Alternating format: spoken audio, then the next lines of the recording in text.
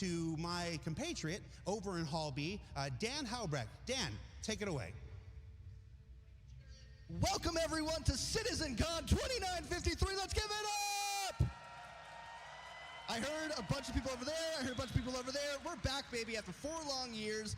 We are finally back in the Los Angeles Convention Center. It has been since 2019 in Manchester since we've been able to see your beautiful faces in person, and we've missed you so much. Now, if you're wondering who I am, that is a very valid question. I'm the community producer here at CIG. I produced the community content for many years. I produced subscriber content behind the scenes for many years, just like that bobblehead that you guys saw. You're welcome. And I also produced the Battle of the Bricks from last year, the charity stream we did with Eve. So I've been producing content behind the years for a while. If you guys have enjoyed the things I've been producing, let me know on socials. Use hashtag CitizenCon2953. If you guys have hated the things I've done, let me know on socials. Tweet me at DiscoLando. Sorry, Jared, you're just an easy target. Where am I right now? Well, I'm at the community booth section here at Hall B of CitizenCon 2953. As you can see, everything is decorated to look like we are on Pyro. It is fantastic to see what an amazing job these booths have done to represent their orgs, their booths, their organizations, everything. It's so cool. We're going to be visiting a bunch of them throughout the weekend, so we're only going to focus on a few right now. Come follow me right this way. We're going to focus on one of the biggest community orgs in Star Citizen, Test Squadron. Now, I believe these guys are one of the biggest orgs in all of, like, video games, basically. You guys are, like, one of the biggest single-player orgs for a single game, right? You guys are, like, one of the biggest orgs for, like, a single game? We're the largest organization for Star Citizen, as well as the Guinness Book World Records for the largest MMO guild. So they're kind of a big deal, is what we're saying. They're here at the community booth section. They have a bunch of cool swag to give away. They focus on, professional gameplay. They focus on casual gameplay, all sort of career paths and job opportunities. If you guys are interested in checking out what it's like to test out the verse, check out Test Squadron right here on the community booth section. We're going to follow me this way now over to the United Space Confederation. In a world in which the man is out to get you, one org claims to maybe have your back. That's United Space Confederacy. They are a role-play focused org with an amazing, in-depth, lore-driven background. So if you guys are interested in joining an org where lore is this kind of driving passion and focus of why you guys would want to be playing Star Citizen, United Space Confederacy is the booth to be checking out. They're going to be doing some giveaways. So if you guys are here on the show floor, come swing by their booth, ask them about what they're doing. They're going to be doing so much cool stuff. Ask them about their org, ask them about who they are. We're so excited to have them as well. As you can see over here, we have JRDF. I actually don't know if you're going to be able to see because there's so many people trying to buy their stuff right now. If you guys haven't heard of JRDF, well, congratulations on waking up from your medically induced coma, because they go with CitizenCon like chocolate and peanut butter. They have been part of CitizenCon since 2018 with the Dragonfly in Austin. We brought the Dragonfly back. We will be showing you that a little later, but if you guys have already checked out the digital goodies pack on the Pledge Store, well, you might have already gotten a glimpse. So go to robertsspaceindustries.com, check out that digital goodies pack, and you'll be able to see what they brought here to CitizenCon 2953. But in addition to making large-scale things, and by the way, they also made some amazing stuff for our community booths. In addition to large-scale things, they make miniatures as well. So if you want to bring a little bit of the verse into your home, into your office, come check out JRDF. There was a line literally wrapped around the corner right before we went live. They are insanely busy, but if you come by their booth, they're doing giveaways for free stencils. So if you vote either Drake or I believe, of course I didn't write down the other manufacturer. It's Drake and I think Misk. I could be wrong. But one of those two manufacturers, you get a chance to win a free stencil of one of their new miniatures. So if you guys are here at the show floor, again, come check them out. They're going to be doing some cool stuff today, and they're selling some cool stuff as well. Literally, when this goes off the air, probably going to break out my wallet. So that's just how cool they are. We're going to follow me back this way. Excuse me, everybody, making my way through.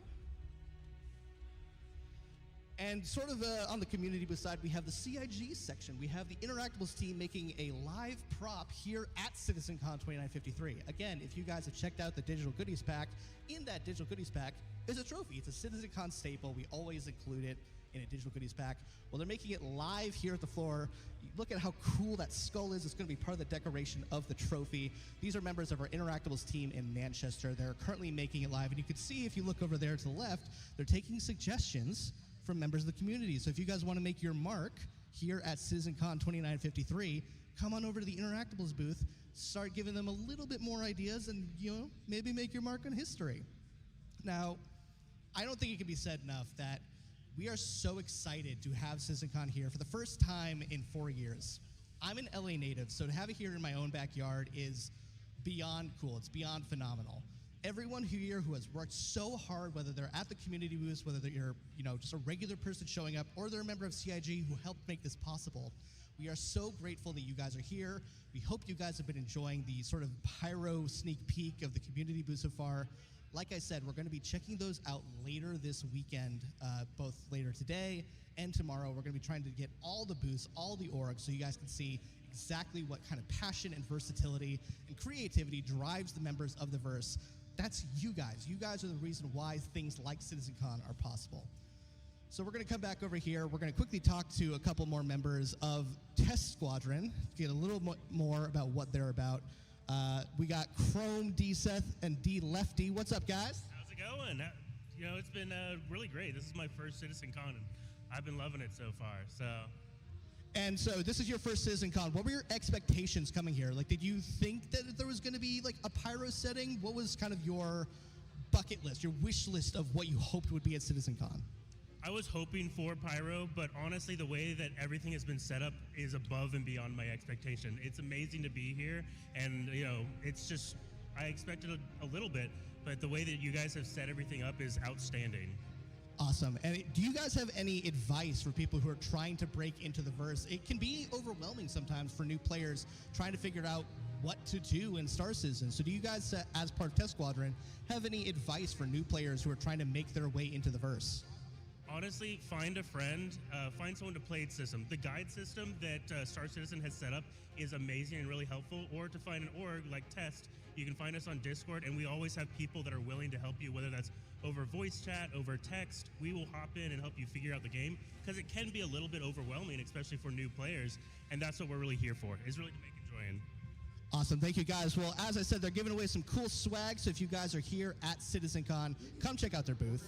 We are beginning in 10 minutes for Hall A, so if you guys are here at CitizenCon, start making your way over to Hall A. We're beginning in just a few minutes. We're going to be talking about some more stuff here at the community booth before I kick it back over to Jared. We're going to be going over to United Space Confederation. I said Confederacy before. It's United Space Confederation. Excuse me, guys. So you guys are a role-play-focused org. What made you guys sort of decide to come up with this amazing, immersive backstory for your guys' org? Well, I didn't quite catch the question. What made you guys come up with such an intense, lore-driven background for your org? Oh man, we've been around since the beginning, and we saw the effort that was going into the creation of the story by CIG writers, and we want to dovetail into that. Yeah, I mean, it's a bold choice to go, you know what? We are anti everything that's currently in the game. We are going to be so anti-UEE, it's going to make you sick. So, but you guys are like slowly starting to make your way back into like polite society now that the messers are gone, now that we kind of have a new imperator. So what's kind of the direction you guys plan on taking USC? Well, we like the ideal of creating a little irritation and rubbing up against the man, if you will. And that's the direction we want to go, is to reestablish relations with the new government. So. Awesome. Well, thank you guys so much. Like I said, we're going to be checking out the community booths throughout the weekend, so be sure to come over here. I'm going to throw it back to Jared where we can kick off our first panel of the day. Jared, back to you, and we'll see you back here again at CitizenCon 2953. Woo! Woo! Thanks, Dan. He's somebody's nephew. We still haven't figured out whose. So we are here in Hall A with the community. So as Dan said, if you're still hanging around in Hall B, it's very cool, but we are just a few minutes away from the start of the official CitizenCon 2953 festivities. So you want to make your way over here. 3,000 seats, still a few available. One next to my dad. Wave, Dad. You're not my dad. Where's my dad? There you are. I still owe you money. All right. So again, we're just a few short minutes away from CitizenCon 2953.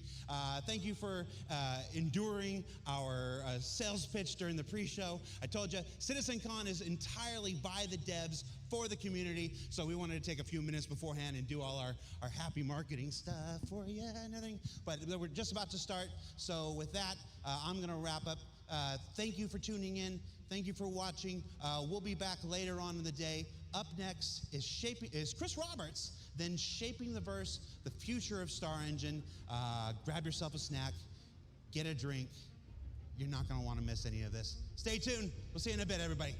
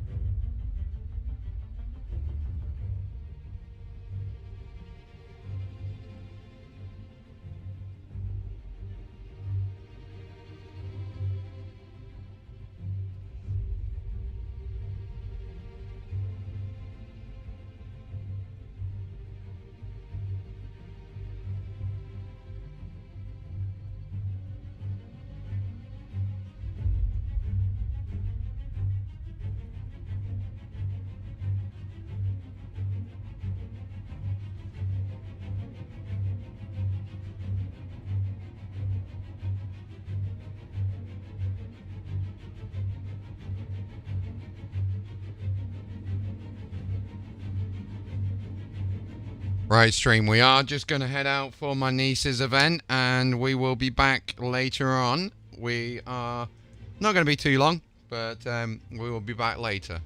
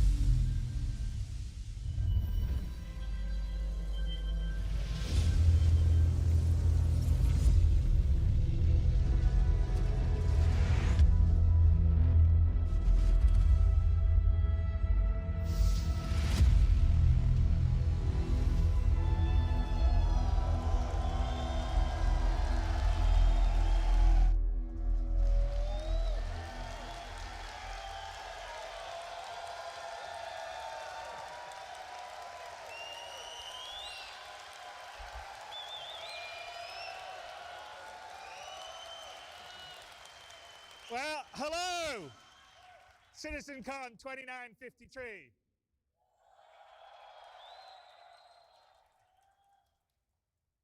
It's really, really good to be back in front of all you guys in person after 4 years being shut away, doing it online. It's so great to see so many of you, old faces, new faces. And you're going to have a great show over this weekend. I think you guys have already been around a little bit. I mean, there's some fun stuff here. There's the seedy alleyways, the checkmate station behind you, where I think a lot of our community orgs have set up their camp. So definitely check that out. There's a dragonfly replica with the pyro paint job on. Get pictures taken on.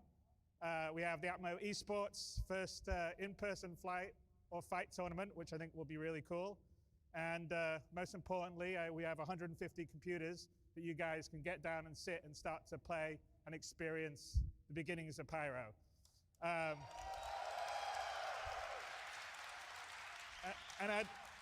like everyone to know that the people that aren't here in person, we're going to be able to give select access to the Pyro Playground next week. So we'll have more details on that if you go to our website, robertspaceindustries.com, to find out how that works. This year is the most excited I've ever been at a CitizenCon. I think we're going to show some stuff that's going to blow your guys' minds. A lot of stuff we've been working on really hard, actually, for the last few years. Anyway, I can't wait to see what you guys think of it. And there's a lot of stuff that's been iterated on by Squadron 42. You guys will have probably noticed that the tasks have dried up on the task tracker. And you're going to sort of see the results of that over these next 2 days. So hopefully you like it. And a lot of what you're going to see is going to be coming into Star Citizen over the next 12 months. Even a few little things will come into 322 at the end of this year. But definitely next year, a lot of what you'll be seeing will be coming in, and it's going to make a dramatically different experience in Star Citizen. So I'm very, very excited on that. So to our opening presentation, I noticed there was a little concern occasionally in the community that they were afraid by the time Star Citizen finally becomes 1.0 releases, maybe our tech's going to be obsolete. But to paraphrase Mark Twain, or misquote Mark Twain, because I don't think he actually said this, the news of Star Citizen's obsolescence has been greatly exaggerated. We're always going to be evolving and improving, taking advantage of new technology, even long after Star Citizen is out of alpha and we're at 1.0 and below and beyond. So, hang on. It's gone backwards now. It needs, come back. There you go. Sorry. So we thought this CitizenCon would be a great place to share a lot of the tech we've been working on for the last couple of years. This presentation will be from our core technology group, which is what we formed our graphics and our online tech, audio tech, engine tech under, and they're responsible for building the tech and our engine that runs both Star Citizen and Squadron. And we're going to give you basically a session talking about some of the new stuff that's coming into the engine in the near future. But before I do that, we're going to run a little video here to remind ourselves just everything we have in Star Citizen and our tech does, because I think sometimes people don't realize everything that we can do all together. So let's run that video.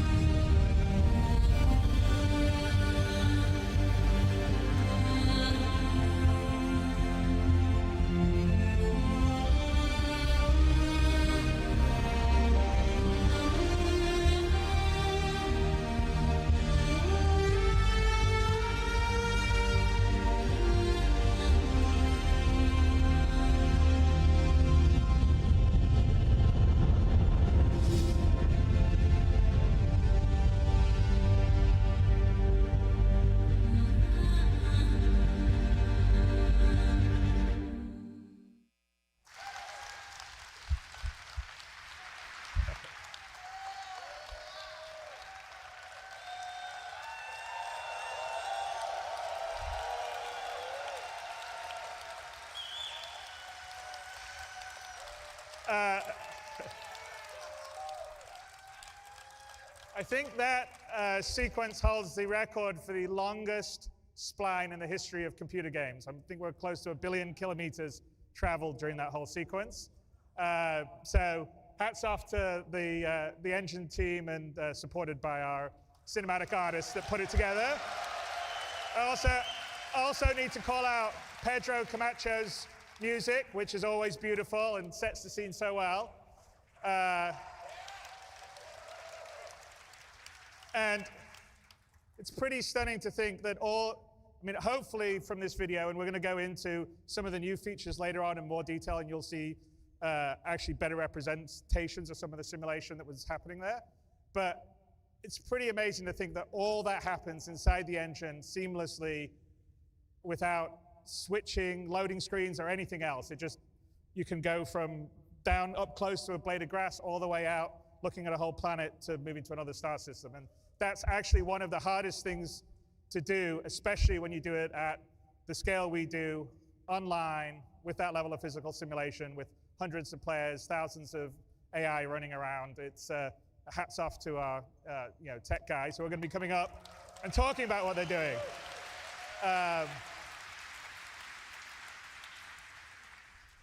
Now, obviously, some of the things in here aren't in the current live build of Star Citizen. Like, for instance, at the very beginning, I don't know if you noticed the conductor with the hair blowing and the tails blowing. That's all simulated in real time, and we'll talk about it on the physics part of the upcoming speech. But I'm going to turn the stage over to the core technology group to talk about some of all this new tech that you just saw and go into more detail. And we'll be rolling into Star Citizen over the next 12 months or so. And some of it, like some of the new cloud stuff, will actually come in 3.22, which is great. But before I do this, I wanted to introduce Benoit Beauchesseau, who, as a lot of you know, Turbulent have been our long-term partners here in Star Citizen since the end of 2012. And they built our web platform and our digital distribution platform, and a few years ago started to help us on developing the game. We have almost about 100 game developers in Montreal, because Montreal is a great place for game developing talent. And this year we brought Turbulent into the fold of CIG, and they're now fully part of CIG. So this July they joined us, and Benoit, who is the Chief Technical Officer of Turbulent, has now become the Chief Technical Officer of Cloud Imperium. And along with him and Marc Boudet, who is the CEO of Turbulent, is now our head of global studios. They're strengthening our management team at CIG, and I'm really, really happy to have them. And I want to introduce Benoit to come to the stage, since he leads up the tech group, and he can give you a little setup of what we're going to be doing this year and going forward, and some of the new initiatives we're going to go. So Benoit, come up to the stage.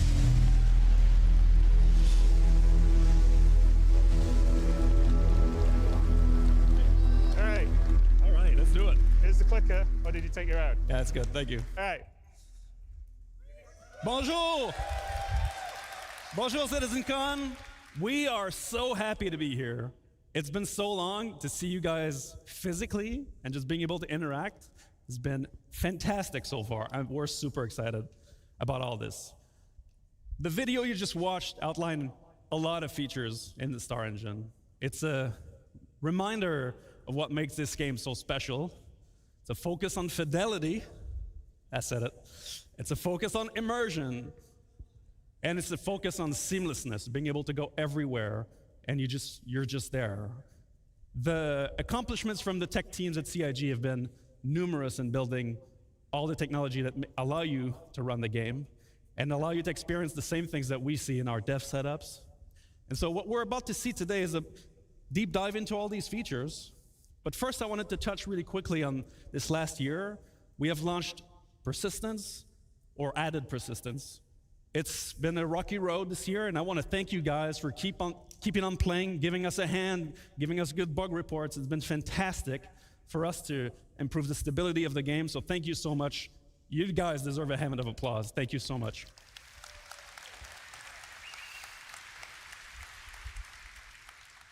I just want to touch on one bit, which is that all the people you will see in the next couple tech panels are really the best of their crafts in the world. They are infused by a value that we tremendously value at CIG, which is relentless optimism. That this game can be made, that this vision can be achieved. And so, without further ado, but first, I got one more thing to say. So, in all of the different panels that you'll see, all the updates, everything that you'll see on screen, whether it's a HUD, an MFD, a ship UI, FPS weapons, everything, all of this is new. So as you watch the clips, you're going to see some differences. That's because this all comes from the freshest implementation that we have. We love open development. We love to show you guys the work in progress. And so that's exactly what we're going to look at today. And so without further ado, I'll leave you with Marco, who will show you all the cool and amazing features of our engine and the challenges that we face. Thank you so much, guys.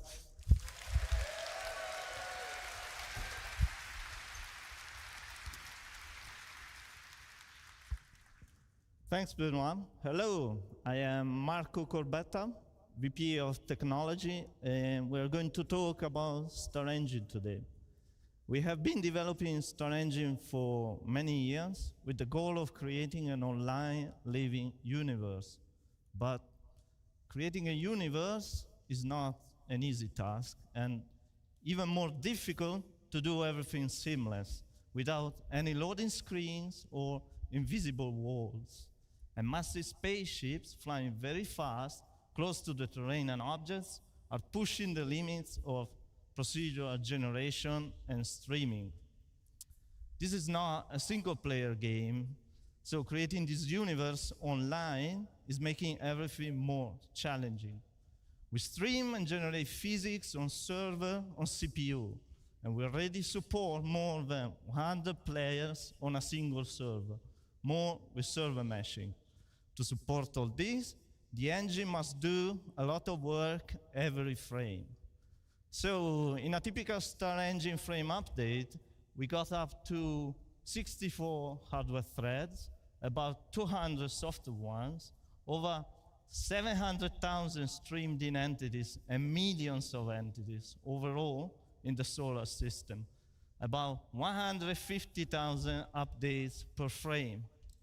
We have over 200 vehicles, spaceships, and ground ones, over 2 million physical objects, over 100,000 objects generated per frame when flying over the terrain. We have many unique locations, streaming on demand in a seamless, gigantic space. Also, we are supporting many new features that we are going to showcase today.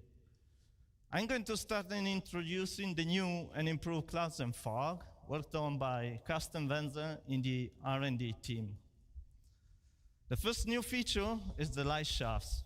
They are volumetric shadows from clouds cast into the atmosphere. They are truly volumetric and 3D, fully integrated.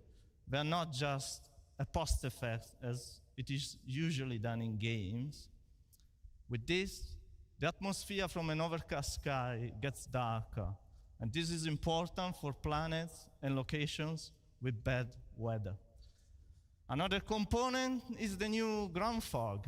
It follows the terrain up to a specified elevation for different locations. It is also fully integrated into the atmosphere. It receives volumetric shadows from clouds and terrain.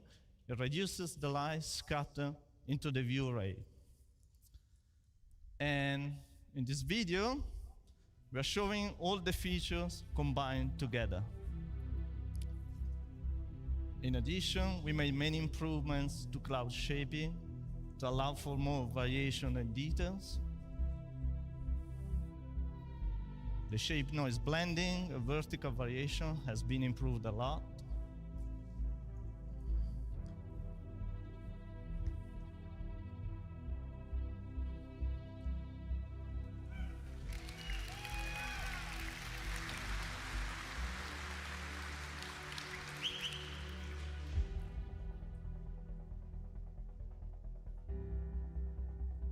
Also, we made improvements to shorten long distance read, and the tiling is less visible.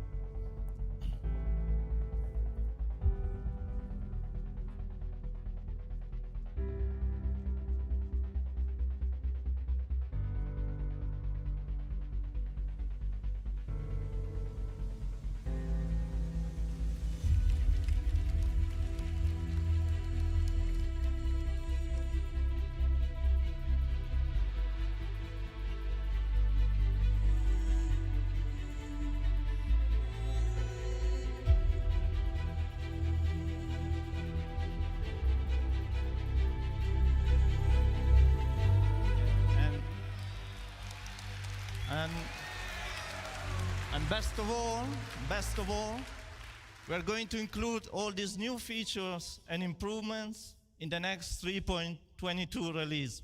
Okay, thank you.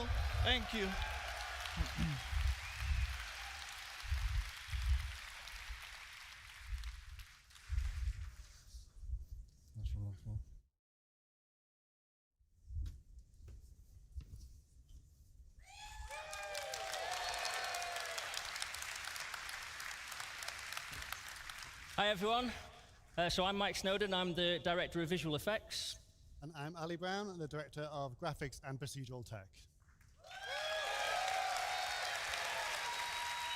Thank you very much. Really happy to be here, really excited to show you. We're going to be showing Dynamic Fire in Star Engine.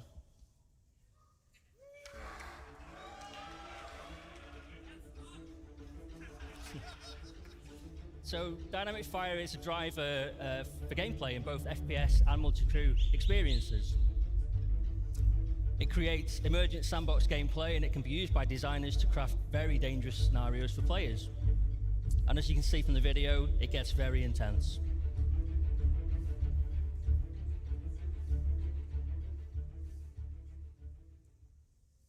Okay, so how do fires start in Star Engine?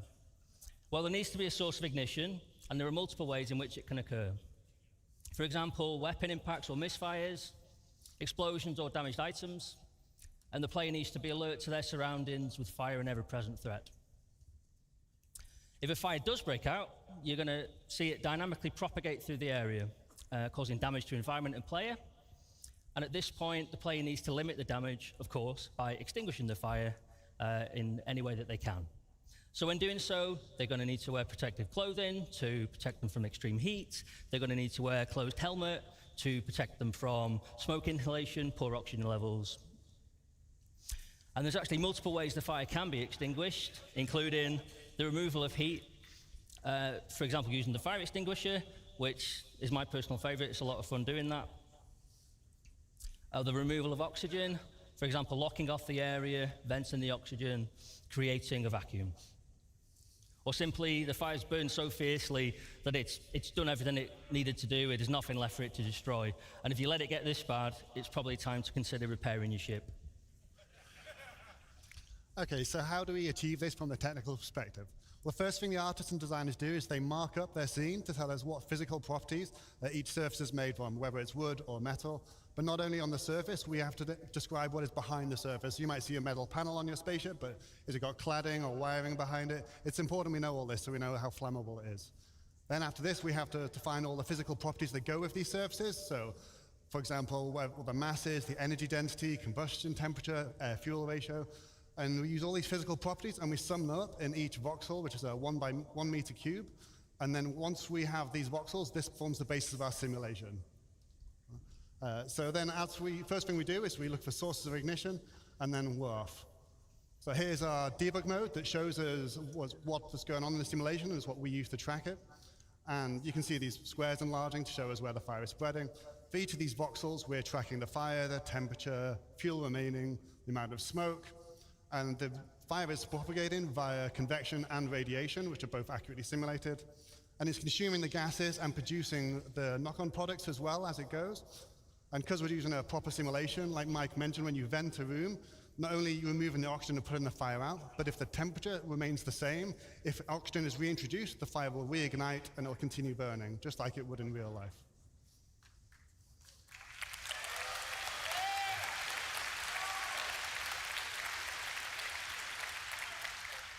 So what's next for this? So our focus has been on interiors, in particular spaceships, but all interior spaces really, and this voxel grid really helps us solve that problem.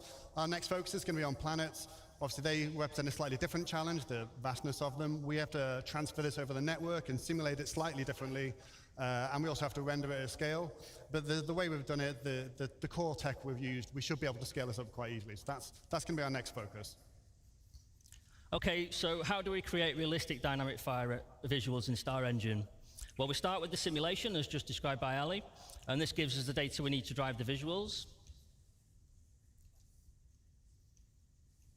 Then we bring in the burn shader. So this can be applied to static environments, and we have a lightweight version of the shader for entities, which is kind of based on the dirt shader and wear. Then we've got the glow, which is an animated surface decal shader for static environments. This is where we start to bring in some nice motion. And then we bring in the GPU particles, which are spawning from voxels and in screen space. Obviously, these are doing a lot of the work visually. Then we bring in the lights. These are spawned for clusters of voxels as opposed to per voxel as an optimization, a cluster being a representation of voxels close to each other. And then we bring in the fog. So this is height-laid volumetric fog. The smoke fills the room and it goes up to the ceiling before filling the rest. And we're simulating that. So to finish, we're going to take a look at all of that put together in the game. Thank you.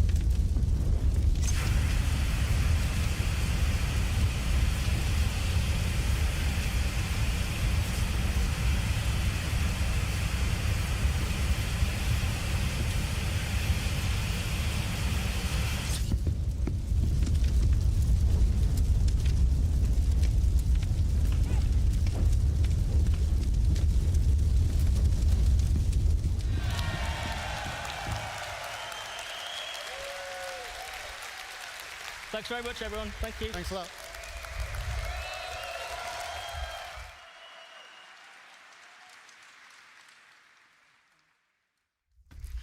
Hello, everyone. I'm Will Hain. I'm here to talk about water in Star Engine. So, water is a huge part of both of our games, Star Citizen, Squadron 42, and we wanted to give it a major upgrade. We were going to set 3... The greatest storyteller always had the perfect story whenever you needed to hear it. There were adventures that could stir the weariest soul, or even move you to tears. But surely a storyteller so great must be just another story, right?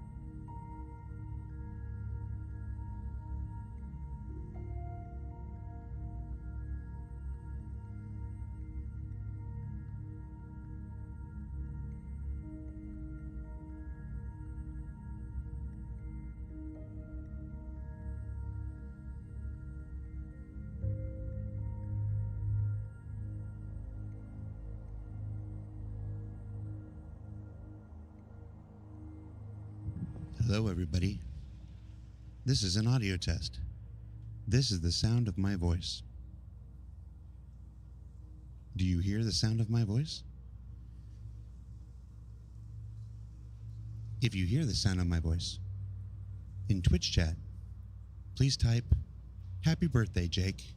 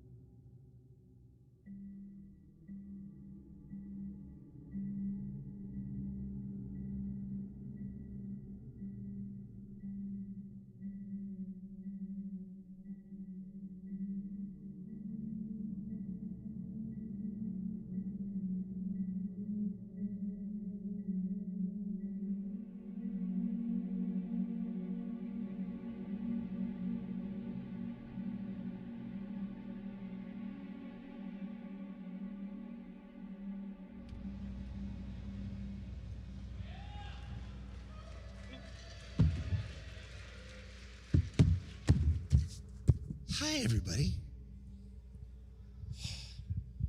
We made it. CitizenCon Day 2!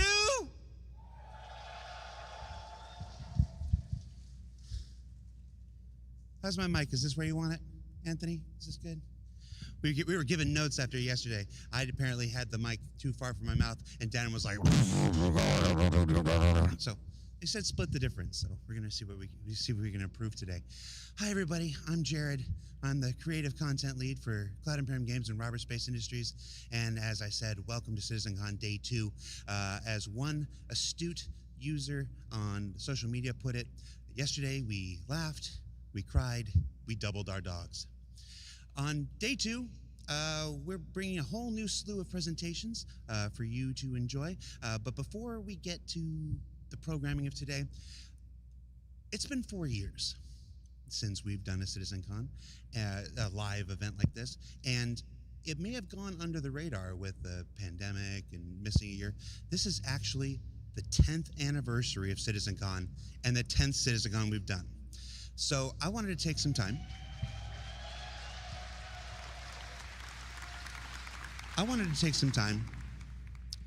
Here on the pre-show, where I can do pretty much anything I want, and shout out some of the pioneers who came before us to make this event what it is today.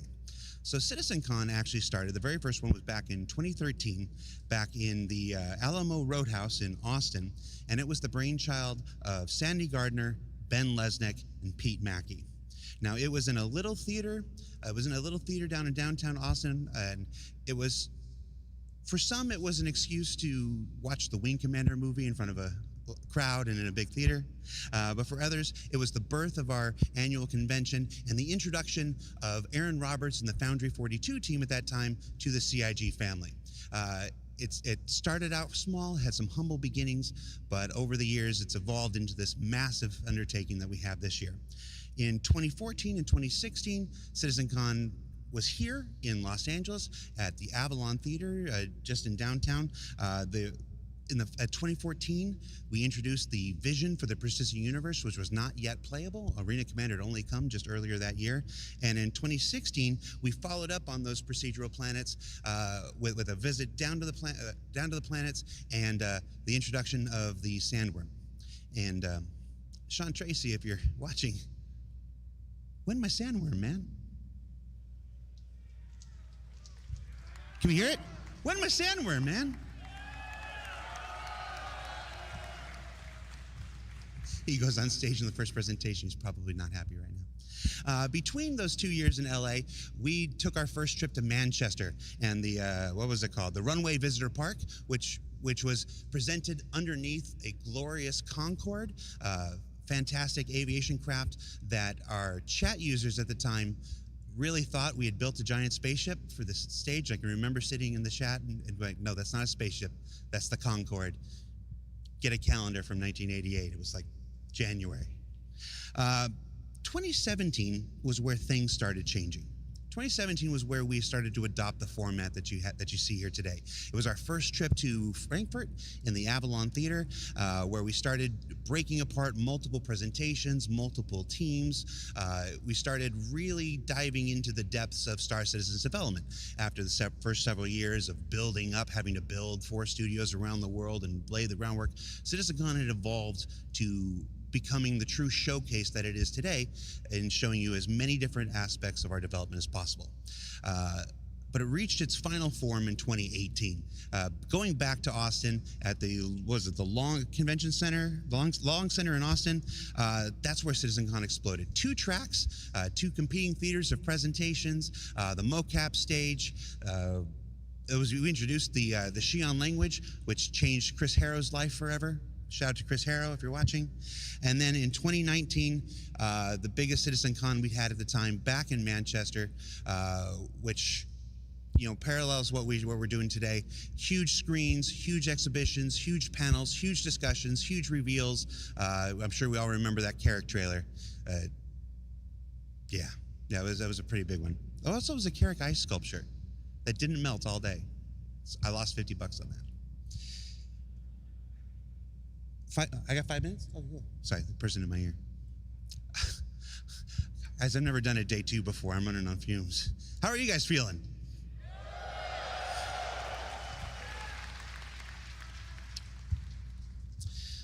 I do want to take this time, so like I said, CitizenCon started from humble beginnings, the birth child of Sandy, of Ben, of Pete Mackey back in the day. It's evolved over the years with many stewards, Eric Hiron Davis, David Roth, our stewards this year. They're gonna hate me for shouting them out.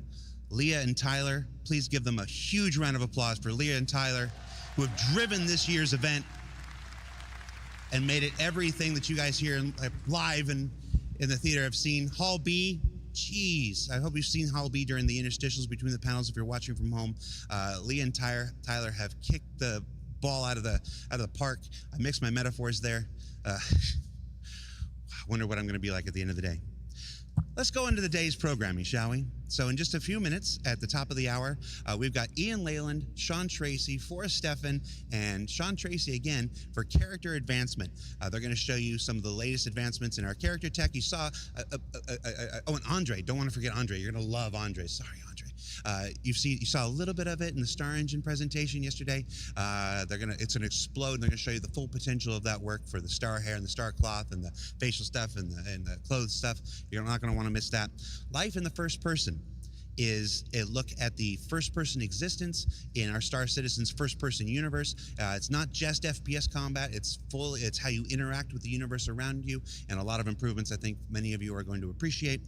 Then Taking Flight, Yogi and Diego and Inez and the team there are going to be here for another live demo where they play the game and show you the amazing master mode and flight changes that have come from their work on Squadron 42 that are being brought over to Star Citizen.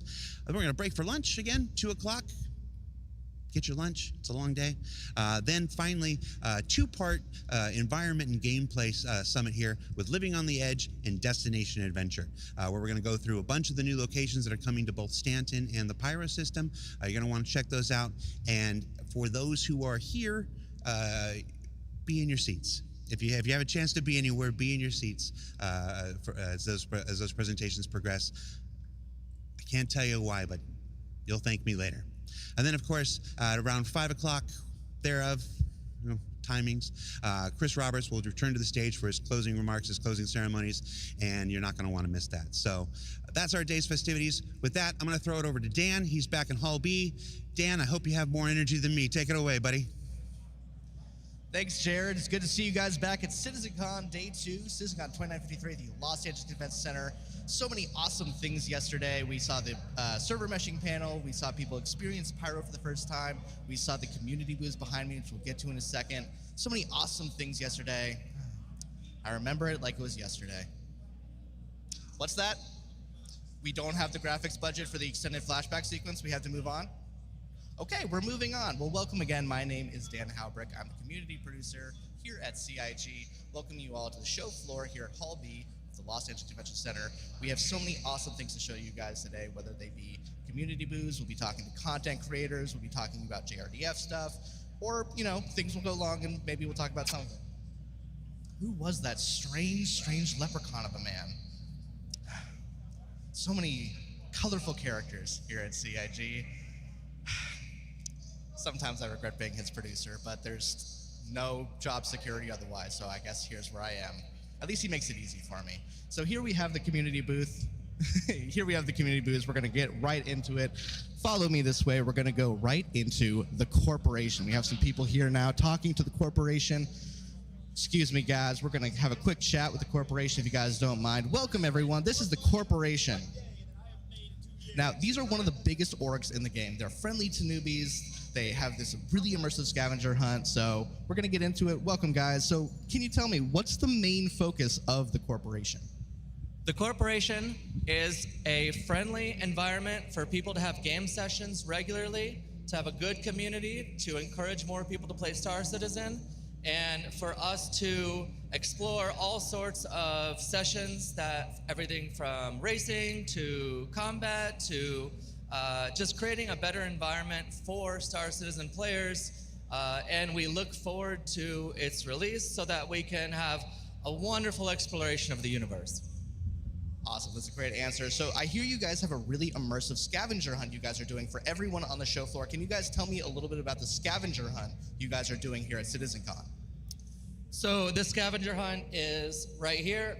I'm sure a number of you have grabbed some of the beads that we have, and if you are managed to find someone and trade with them to have 3 of the same color, we are entering you in a raffle for a vulture tonight. As well as a raffle for our pyro plushies and a couple other little surprises if you come by and say hello. Well, guys, be sure to come by and say hello. The Corporation are, again, one of the oldest orgs in Star Citizen. They are a staple of the game, and we're so happy to have them here. If you guys are wondering, these community booths are all different orgs that represent a variety of facets of the game. Each of them brings something new and unique to the table, and it's why they are the backbone of the show floor here. They help represent the community, which is you guys. Now, here we have Equinox. What's up, guys? Hi, I'm looking for you. How's it going, man? So, you guys are focused on these massive immersive LAN party events. I mean, if you guys haven't seen one of these Equinox events, they are amazing. If there's one in your hometown, you'd be fools to not check them out. We sent CIG folks to them this year. They had an amazing time. So what are you guys doing here on the show floor? What are you guys talking about? So here we want to make the next LAN party at Equinox June 1st next year bigger than last time. So we're trying to promote that and get as many people sign up and get the word out. So that's what the Lego model is here for, to help bring attention to it. It'll maybe at the next event. We have Vanguard over there, the large org. They're helping us run events, racing, fighting. We give out prizes. Yeah, let's talk about this Lego sculpture. So this is an awesome Lego sculpture that you guys made. First off, where was this during Battle of the Bricks? And second off, how long did this take you guys to make? This is amazing. The first question is, I just built this 19 days ago. And for Battle of the Bricks, I built a Scorpius and took an updated version to last LAN party at the Equinox. What was the other question? How long did it take to build? Yeah, how long did it take to build? About 120 hours in 19 days. So that's like, an average session of Star Citizen sometimes, yeah. So no gaming at all. So I think you answered it a little bit, but what can people expect from Equinox in 2024? Equinox, you bring your own PC, a lot of computers to pick from, big swag bags, and a lot of giveaways. Yeah, any cool events that you're able to tell us about for 2024? You mentioned the June one. Is there anything else you guys are doing? Like activities during the event? I don't think we have anything pegged out specifically yet, but last time we had racing, PvP, fist fighting in a Origin jump, or 890 jump. Just some rich people boxing. You love to see it. Well, thank you guys. If you guys are here on the show floor, again, come check out Equinox. Come check out this Lego sculpture. It's the coolest thing I've seen in probably 5 minutes. I have a very short attention span. We're going to be making our way now over to the Walkers of Sigma. Now, these guys are the forefront security org of Star Citizen. These guys provide security for major events like the Daymar Rally. They are the forefront runners, like I said, of security. So how's it going, guys? Happy to be here. Happy to be here. I love that. So how do players or other orgs go about requesting security from you guys? What's the process for getting the Walkers of Sigma to be security? Sure, absolutely. The best way to get a hold of us is to join our Discord. You can go stop by our booth and pick up a business card where you have our Discord link on the back of our card. Let me see that. That looks so cool. Look at that. That's actual wood. Is this laser engraved? Yes, sir. Laser engraved. That's awesome. This looks phenomenal. Look at that. Here you go. I'm going to have you hold that for a second. So what's it like running security for things like Daymar? Obviously, that's a huge operation. There has to be so much that goes into it. What's it like running security for it? So running security can be both very stressful and also at the same time a little boring. You're going to have some of those servers, you're securing roughly 15 different servers for something like the Daymar Rally. So some servers might not see any action at all, and you're just kind of sitting there hoping and cheering on your favorite racer. But there are other servers that can be super chaotic and are nonstop bombarded by outside forces. And those are the ones you really have to keep your eye on, make sure they have enough people to secure as many people as possible, and get any reinforcements if needed. Yeah, that sounds like a logistical nightmare, but luckily they have the Walkers of Sigma to help make it all possible. So kind of last question, Jared and other people have been harassing me throughout the convention. How do I get you guys to follow me around? I actually have one of my best guys here. This is our combat branch officers. He's going to keep you nice and safe. All right, well, I now feel safe and secure. Come follow me, guys. I got a big bodyguard now. I feel on top of the world. We're finally going to end our community booth segment. For now, we're going to go to other community booths later today. We're going to end on Asus Republic of Gamers. Now, we talked about them yesterday when we were over at Pyro. These guys are the forefront, using that word a lot. These guys are the precedent makers of gaming technology, whether they're monitors, accessories, etc. Star Citizen people alike know that Asus means quality. So I'm going to talk to some people over here. Hi, guys. How's it going? Hi, how are you? Doing great. So I don't know if you guys know this. Every single monitor in the LA studio is an Asus monitor. Yeah. Like, we love you guys, and I think the same is probably true for the other studios. What kind of stuff do you think people can expect from Asus in 2024? So actually, we do have some new products coming out in 2024, and actually towards the end of this year, we do have this beautiful OLED that's coming out. Let's take a look at that really quick. Dang, that is a nice monitor. Look at that.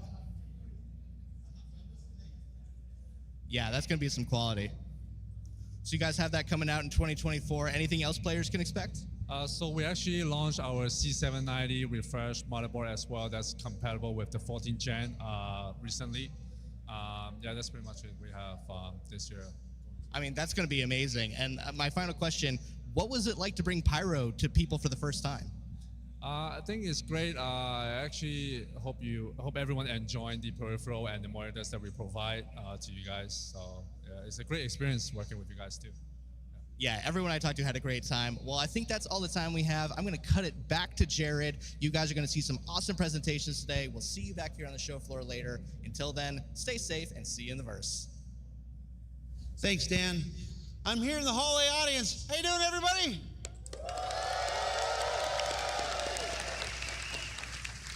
I've not spoken one word to this individual next to me. Hi, individual next to me. Who are you? Hello, Jared. My name is Jack. Hey, Jack. What do you do in the verse? Salvage.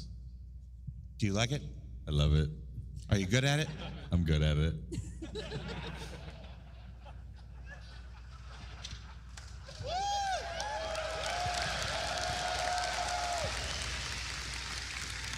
Humble sort, huh? Very. Would you say you're the humblest person you know? Possibly.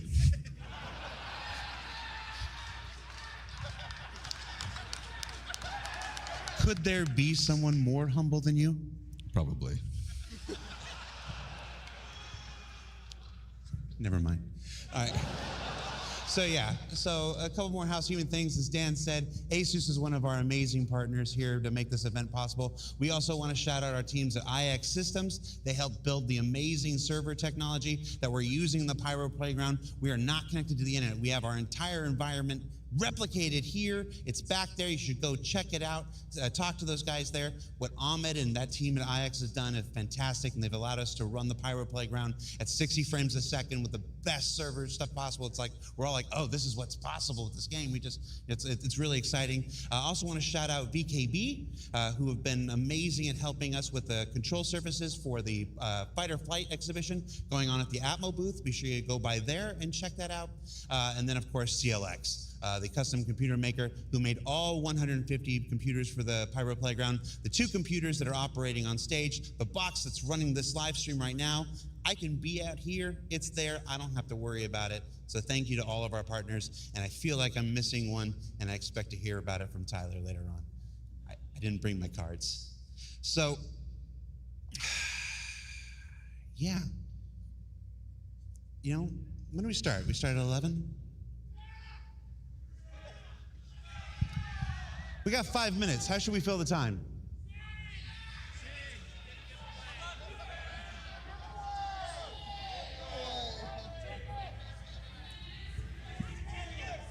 All right. Okay. So here's what we're going to do. Back in 2013, we attempted to sing Star Citizen Happy Birthday.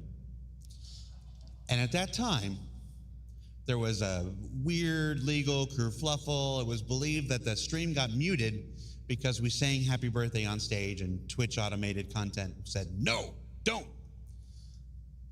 It's our birthday. It's a little late. It's also Jake Acapella's birthday, so if all of you would join me in a rousing edition of happy birthday, we're going to test the stream gods and see if we don't get muted. So ready? All right, everybody. 1, 2, 3. Happy birthday to you. Happy birthday to you. Happy Birthday, dear Star Citizen. Happy birthday to you.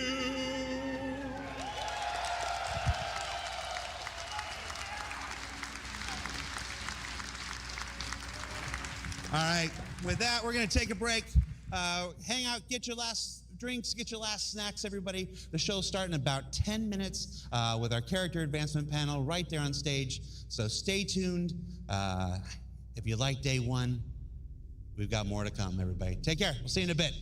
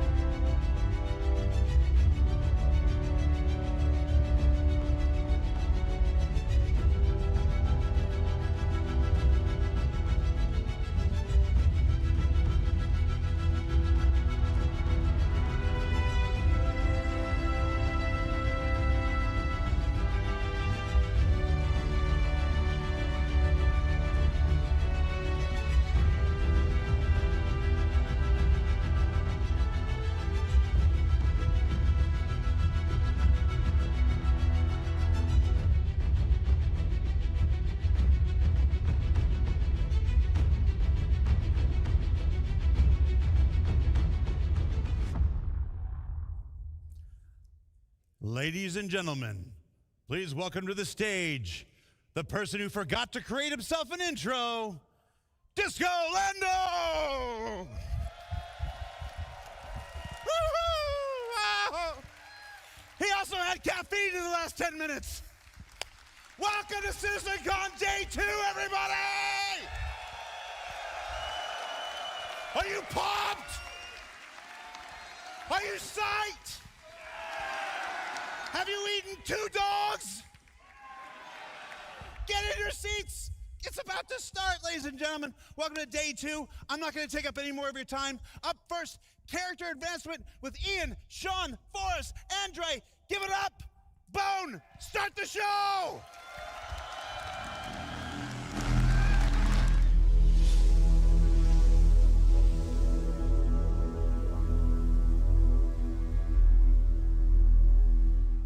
Hello there. Hey everyone, it's so good to see you all again in person. Thanks for coming out. So I'm Ian, I'm the art director for Star Citizen. We're going to kick off the first ever Day 2 of CitizenCon by talking about some of the awesome work done by the character team. All right. So first let's talk about life in a frontier system like Pyro and how this influences the character designs.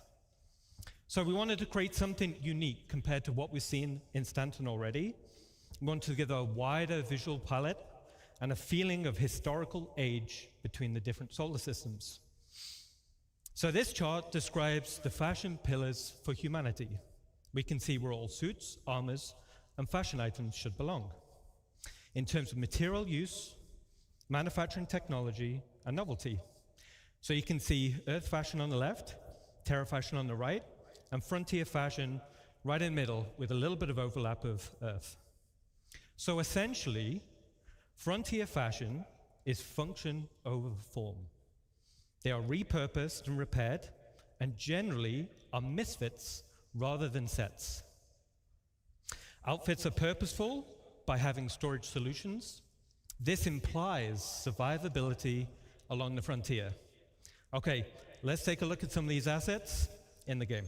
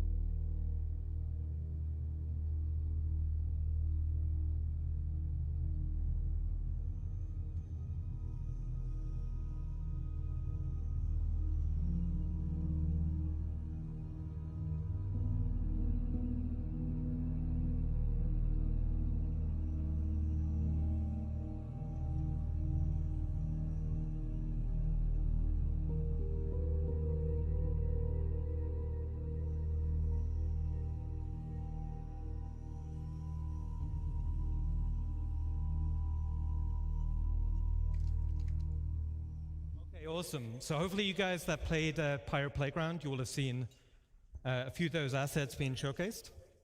So as we saw from the video, pouches and storage are a key part of the Frontier aesthetic.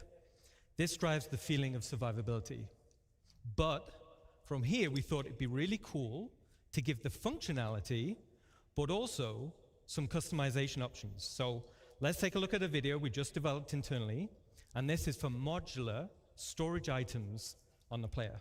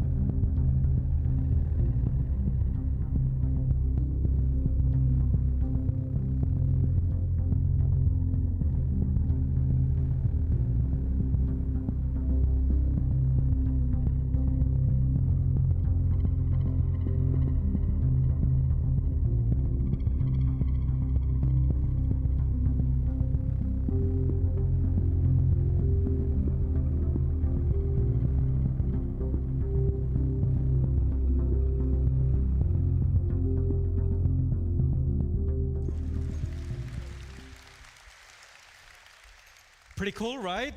So I think this will provide loads of customization options in the future. We're super happy about that. So we also created some extreme weather costumes for Frontier locations, and these also follow the same mismatched and repurposed design aesthetics. Now we've also been focusing on achieving a higher visual benchmark. So this is all driven by our new Layer Blend V2 shader and its texture library. And we focused on more consistent wearing between 0 and 100% values. So to showcase this, let's look at a quick example asset.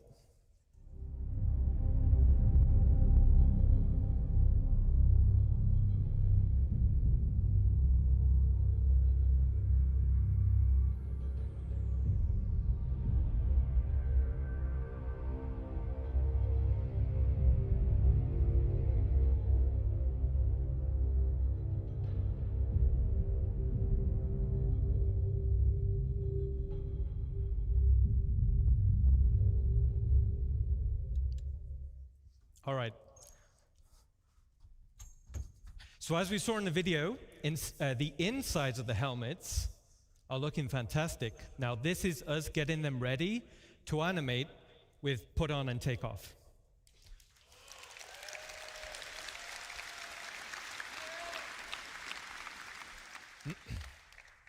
So in summary, Frontier Fashion is expanding the visual design palette for humans, giving a more credible feeling of age and history when you travel across multiple solar systems.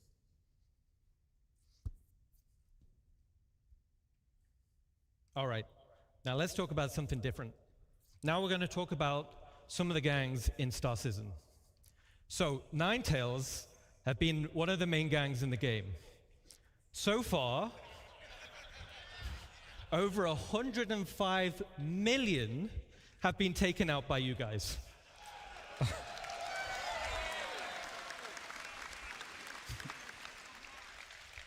So you guys have been busy, great job, all right. So it was like, all right, now we're gonna need to introduce a few more factions to the game, okay? So the first faction we're gonna talk about is Rough and Ready. So the aesthetic of the gang was to be subtle. They're understated in terms of clothing, and they almost blend into their environment. On closer inspection, you'll notice their tattoos. These signify rank and progression within the gang. Let's take a look at a quick video.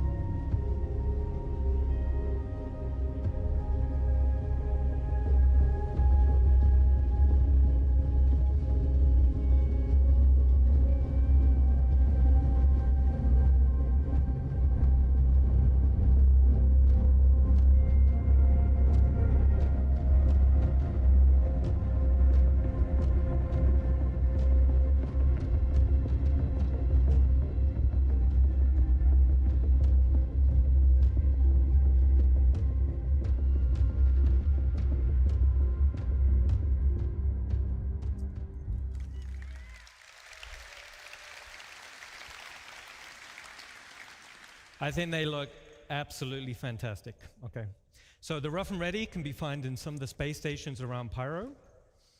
Now the tattoos, like I said, the tattoos form a progressive design. This illustrates the hierarchy within the gang. As a player, you'll be able to earn these tattoos and apply them to your character.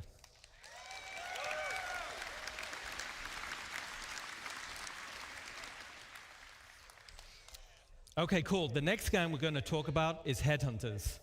So this gang is also located in Pyro, but offers a completely different frontier aesthetic. More of a wasteland vibe with lots of personality, and this will translate into the behavior types. Now this gang is currently in production, but let's take a quick sneak peek.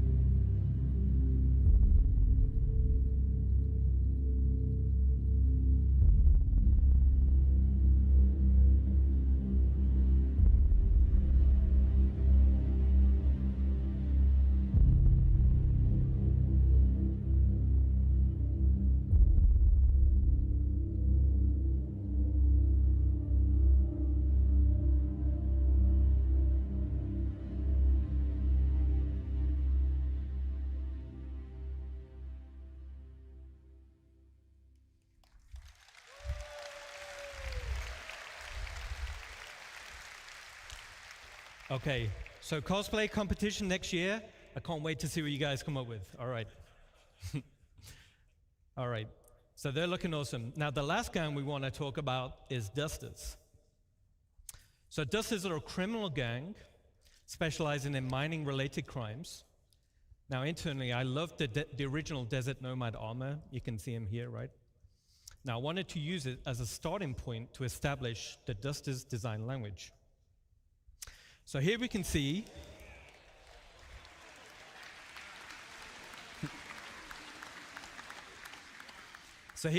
the Dusters gang lineup showing armor leveling and rarity. So as a player, you'll have horizontal armor progression. This will define your role and playstyle. Then you'll have vertical progression. This is your progression within that role and playstyle. For example, a common bounty hunter armor set will be weaker than a legendary, and as armor progresses in strength, it's harder to acquire. So harder missions, rarer drops, higher reputation. Now, as we're talking a little bit about armor sets, let's recap a little. So the goal is that players should consider which armor to equip based on the role they wish to fill and the scenario they're heading into. There will be also greater differences between the current armor types. So light, medium, and heavy, and this will be in protection and mobility.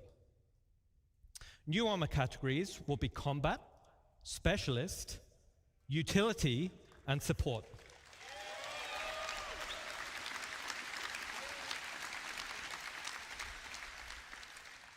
And these will define the type of items that are quickly available on the slots of the suit.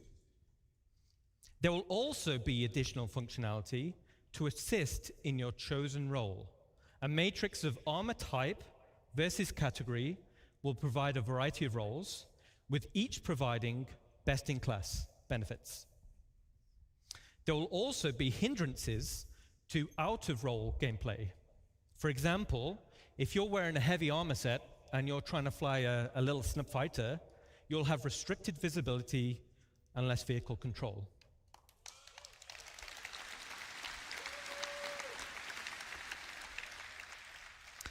So in this scenario, like a flight suit armor type with resistance to milder G-forces would be preferred. Okay. So as we saw in Ali's presentation yesterday, hygiene simulates and tracks the accumulated effects of a character going unwashed for any length of time. Poor hygiene can lead to disease, lowered health, and snarky comments.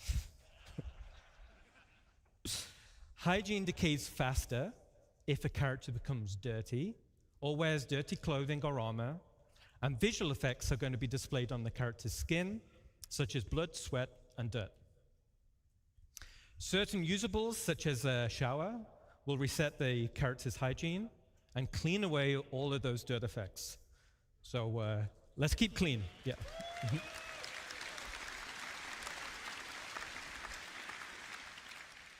Okay, so that covers a quick recap on armor sets and hygiene. Let's get back to a video showcasing the dusters.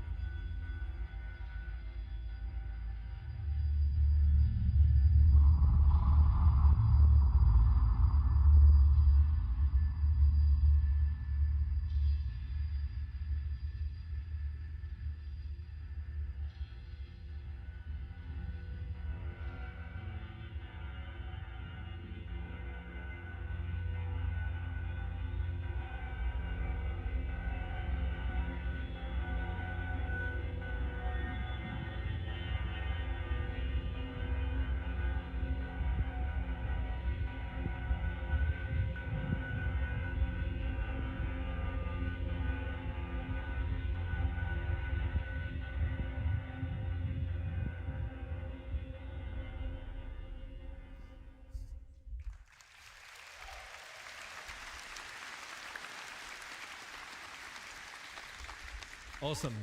So you'll be able to find the dusters scattered around various derelict settlements and wrecks in Stanton, and the dusters will be available Q4 this year.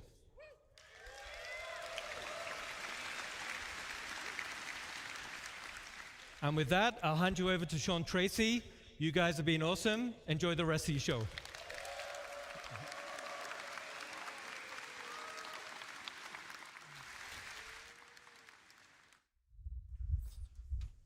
Hello, everyone.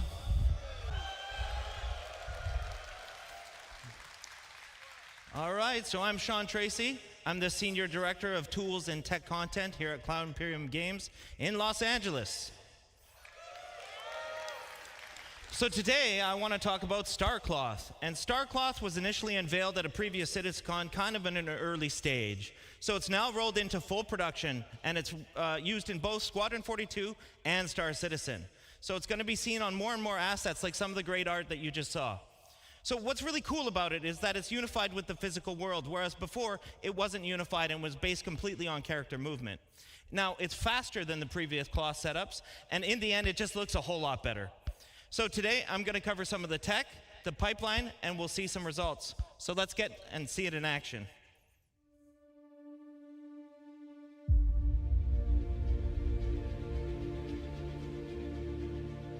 Trench coat. Cloth is hard. Guys have to run upstairs, they have to crouch, they have to prone. It's got to collide with the environment.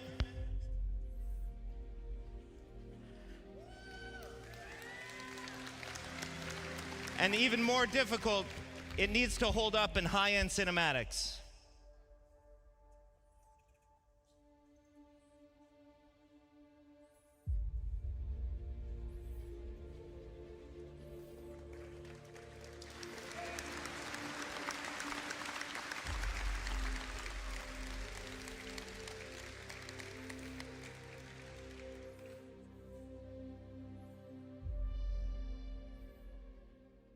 Cut that one just before some good spoilers, so yeah.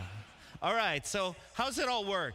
Well, Cloth uses two meshes, a simulation mesh or cage, and the render mesh itself. So vertex colors indicate how it's constrained to that cage, and thus the simulation. So for example, black vertex colors indicate a full constraint. Basically, it follows the skinning. White vertex colors indicate unconstrained vertices. So the movement is determined entirely by the simulation. And then we can do a blend of gray values that is used for fine transitions and blending and fall off in between the fully skinned and fully simulated assets. So in the end, these meshes are sent to the engine where we bind the cage to the render mesh, and then tech artists can leverage some of the runtime tools. You can see up on the image that the sim cage mesh has about 5,000 triangles, whereas the actual render mesh is about 45,000 triangles. So it's obviously much more efficient to simulate the sim cage mesh versus just the render mesh itself. So part of the technology is the runtime iteration support, which you can see in the image above me here. That's with all the red spheres. Here we're actually painting the collision radius of every single one of the vertices, and it allows us to fine-tune the simulation without having to add arbitrary collision meshes, though we can. We paint a variety of properties, so some of these other properties are mass or displacement. In the top right, you can see an example of the old legacy implementation using pendulums. And this uses joint chains and collisions, but assets with multiple layers like the one that you can see there, or ones like skirts or gowns, they were really, really difficult to do with pendulum simulation, but they are solved with StarCloth. So I mentioned it's completely unified with the physical world. And what that really means is that wind, impacts, object collisions, thruster backwash, all these kind of things actually react to the cloth reacts to these things, and so much more. So it's not just character movement. Now, it's a hyper-efficient simulation, and it's several orders of magnitude faster than the legacy implementation that we used before, and has a lot of easy-to-control parameters for tech art, which are compression, stretching, and bending. So as mentioned yesterday by Chris Rain, our senior lead physics programmer, we support soft body tapered capsules, which are twice as fast as our ragdoll capsules. It's also key to solving one of the most important aspects of plausible cloth simulation, and that's mitigating the tunneling or the clipping that happens through a character. So it's very, very difficult to solve with pendulums. So with all this tech in mind, we can do really complicated assets like the duster and the one I want to show you now.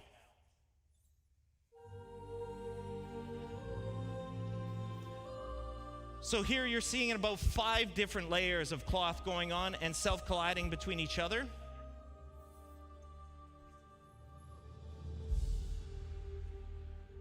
It's reacting to the planet wind, which is always changing.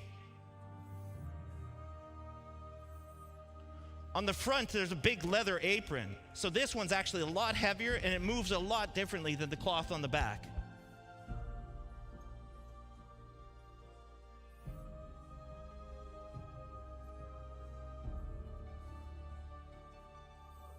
So he's walking into the wind here.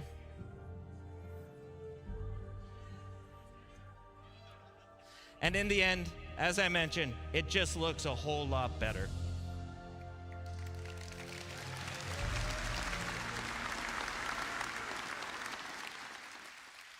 So with that, I want to hand you off to my friend, Andre Piers, who's going to talk about hair.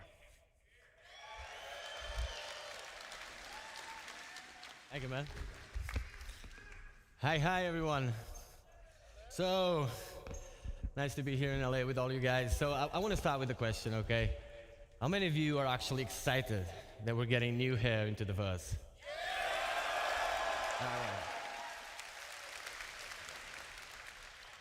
All right. So, I'm Andre. I'm the lead artist in our recently formed hair department. We branched out from the character art team and created this department. And it's a pleasure to be here today with all of you and tell you that we're damn proud of what we achieved. It's been a long road, but definitely worth it, okay? Now, we're going to start by just looking at the most impactful changes that we have in our workflow, okay? A bit of a technicality part. Then you're going to get to look at the benchmark assets we have created, okay? And from there, we're going to take a glimpse into the future of what hair could be with a more diverse hairstyle, where we're trying to run away a little bit from the military look that was driven mostly by what Squadron 42 was, so because we did a lot of work for that as well. And yeah, from there, as a last note, I'll have a special announcement for you guys, okay? Don't want to spoil it, but you stick around, you're going to love what we have, okay? So, first thing I want to touch note, very simply, okay? Hair for games is hard. It's really hard. Oh, by the way, did I tell you these are actually game-ready assets in the persistent universe?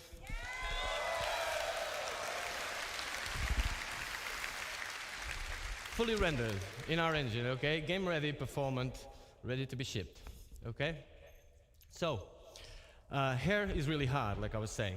It is a AAA challenge, basically. You see games that get it, games that don't. Some of them get it more or less. Either way, for us the challenge is the same. We're not different, and the challenge is real. With the scope of Star Citizen, like day-night cycles, all these light shafts, all this MMO, people running around with the hairs, a lot of motion, a lot of fast-paced movement. Yeah, it is hard. But the best thing is, we have arrived, okay? And it's, yeah, clap. It is, it doesn't end here, okay? Yeah. It does not end here, okay? It's the nature of CIG. We just keep pushing the boundaries, but like I said, we're really proud of what we're showing you here today. So let's dive in what we made all this possible, okay?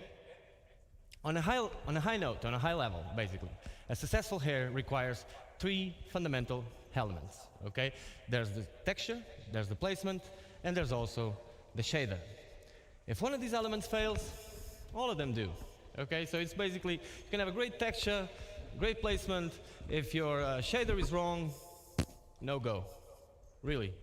And the same if the texture fails or if the placement fails. So really vital, really important that everything works together. But the good thing is, by breaking down the hair into these 3 parts, it also allows us to actually go deep into each of them and push the quality up. Or like Chris Roberts would say, bring the high fidelity, right? So, on the texture end, there was a lot of changes. What you see on the top there, the common approach of a AAA game would be to have true black, true white on a transparency map, a bit of taper on the tips and roots, and call it a day. That's what happens in 99% of the games. Now at CIG, we went a bit further than that. We tested all the thicknesses that were actually reasonable to test, of course, and we came to a realization. The hair doesn't need to be thin enough. It just needs to look thin. We do need it to be thicker enough, thicker than real life hair, because if you take one of your hairs, you'll see it's really thin, right? So it does need to be renderable. That means if it's really thin, it will be sub-pixel rendered at some point. With the motion and all that, we will get a lot of artifacts. And so that would be a no-go. We do need it to be thicker than in real life. But can we make it look thin? That was the question. So we came to the realization that from hair, or from scalp to hair, and from hair to the background, so these 2 points, the transition points, are the most important ones for the hair. So we aggressively tapered the tips, which is what you see over there, and added a gradient to it. So no longer true black and true white. Now, this is a lot of technicality. You'll see practical examples of this, but that allowed us to have smooth transitions and basically achieve the result we expected. On the placement side, we came up with hair libraries, basically. Now, I could be here all day talking about hair libraries, okay? Because I'm a very technical person, and if you see me around the venue, feel free, I'm Andre. You can just come and talk to me about this. I'm not going to bother you all that for 1 hour about this, but I'm going to give you a very quick example that you all can relate. So imagine in real life, you have a construction business, and you could make one wall, one roof, one floor, and one window. You make it all work together, and from there, you're not only building your house, you're actually building the whole town, and then the whole state, and then eventually the whole universe, right? That's what air libraries are. Obviously, the result, if you could do that, it would be much cheaper, much faster, and above all, you wouldn't have a fruit salad of assets, which was what we had in the hair not too long ago. And by fruit salad, I mean several artists working through the years, each one of them applying their own workflow. Everybody's at different levels of quality, of course, different minds, different ways of seeing the same problem. So, at the end of the day, fruit salad, right? And we wanted uniform quality. So for that, air libraries are a great solution. We also decreased the time of production of hairs. So, it was taking us 20 to 40 days to create one hairstyle per artist, okay? Right now, it's going from like 3 to 5, 7 days per hairstyle, which is great news, okay? So yeah, that was a major achievement.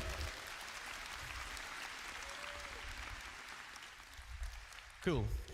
So hair libraries are just a thing. We love it. It's not just picking up a texture and putting it there.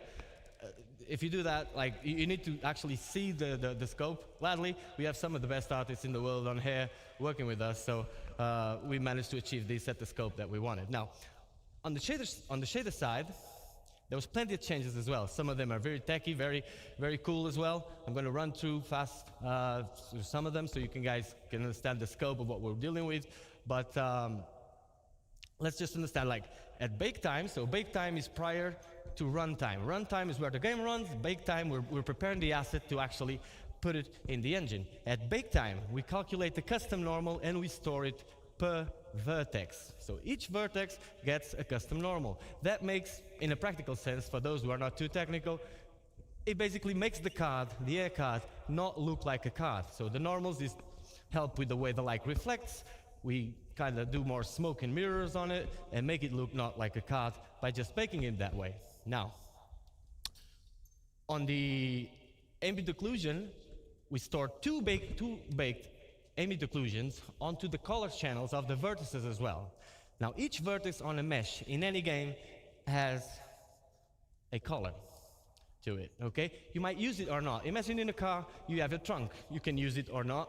It's up to you. It's not silly to use the car without using the trunk, of course, but if you have a luggage, you can put it there or in the back seat, wherever you want. Now, we decided to use this because it was free. The trunk was already there, so the vertex color was already there, and we just decided to store two ambient occlusions on it. These two ambient occlusions work this way. Light hairs, like a blonde hair, obviously needs more shadowing, or less shadowing than a dark hair, right? And so we store two. The length of the card is now baked onto the last one, and that gives us a metric of where the card starts and ends, and allows a lot of cool things you're going to see on the videos I'm about to show. So, one last thing before we can start looking at videos is that, and this is really creative, total credit for the people, for the tools programmers. I personally had nothing to do with this. This was already at CIG when I joined. It's absolutely amazing.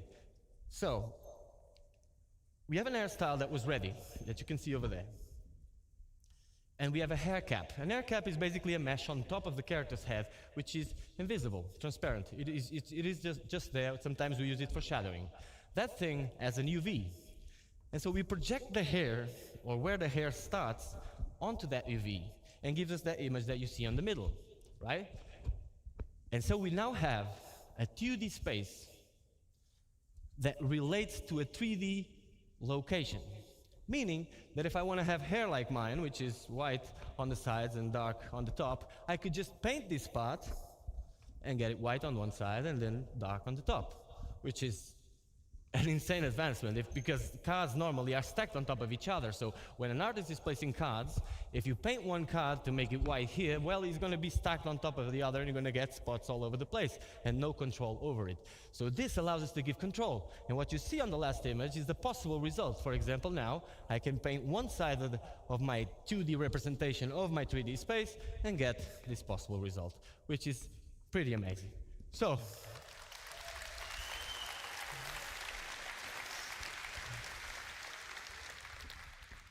next video, we're going to take a look at our tools, okay? This is not the way it's going to be exposed to you guys in the character customizer. You'll know more about that later, okay? This is the tools we use we are able to actually create the hairstyles. So let's take a look at this video.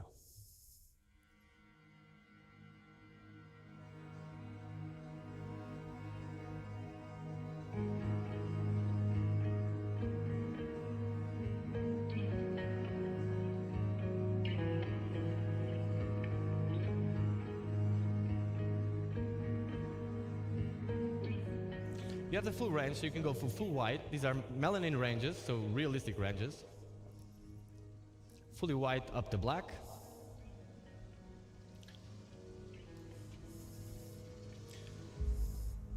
Obviously, you can go redhead as well.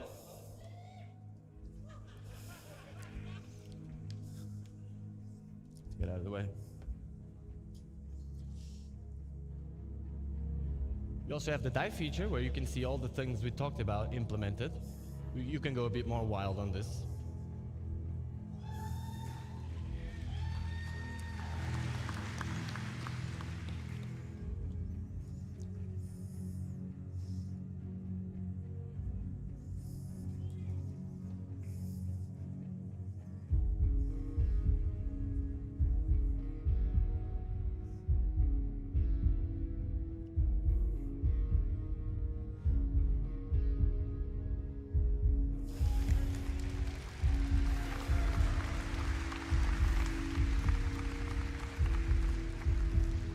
And this is why important, the length of the card is stored in those vertexes.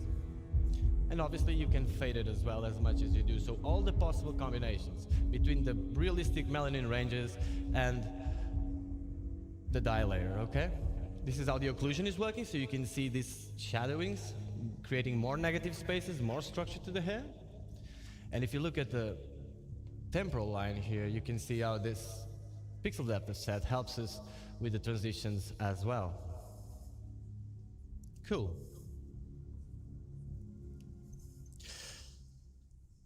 By the way, did I tell you these are actually game-ready assets, ready to go to PU?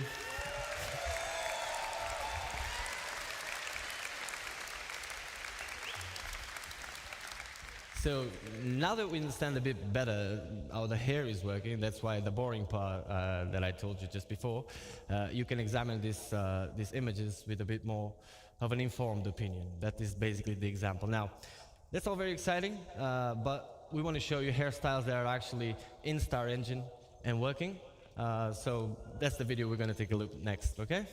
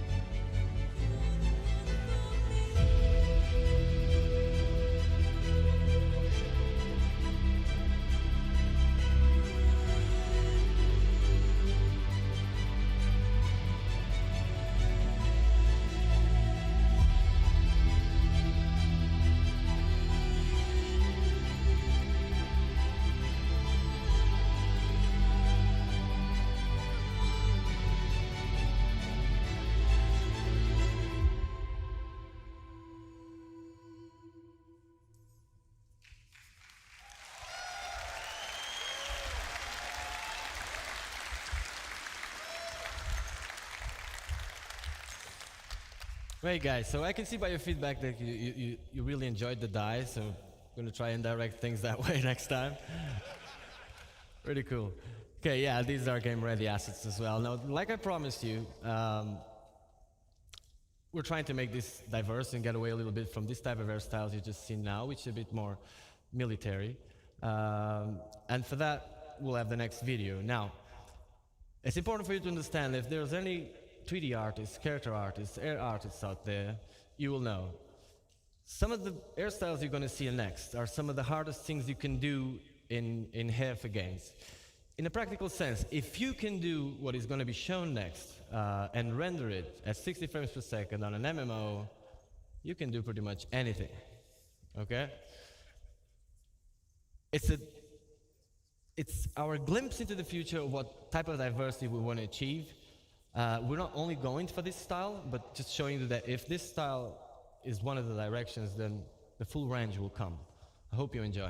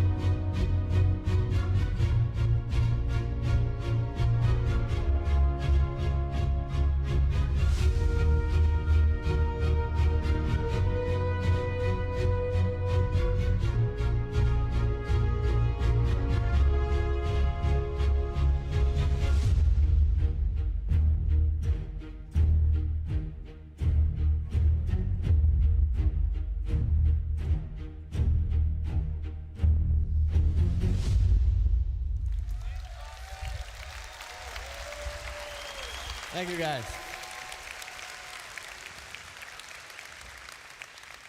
So yeah, like I've been saying, these pictures you see here, they are all rendered as you see in real time, depending on the light conditions and stuff.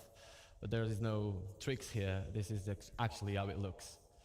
And that's why we're really proud. Like I said, it doesn't end up here, okay?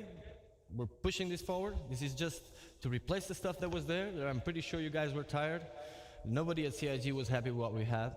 I can assure you that. Yeah. Especially as an air artist, right? So, but we finally arrived. Now, we've seen all this. What does this mean in a practical sense for you guys? It's the question you may have. Well, let me tell you really fast. We made over 75 hairstyles since like 6 months ago. On the last 6 months, we made 75 hairstyles. That is a lot. That was possible with all the changes we made. Yeah. Yeah. That is a great achievement. Now, we cannot hand them all to you right now. It's very simple. It's very simple. It doesn't end up here at the artist end, okay? After this, there's a tech art pass where they need to skin it, they need to make it work with hats, with goggles, with everything that needs to work, right? So it's a process that takes time, but we wanted to have a certain amount, a quantity that would be enough to replace all the stuff that it's there, give you enough variety for you to start, and that's what we're going to see next. Now, it also tells you when are you getting it. So, as a last note, I'll leave you with this video, and next, Forrest will come here to talk about this stuff. So, let's take a look at this, guys. This is actually what you're getting. Into the PU.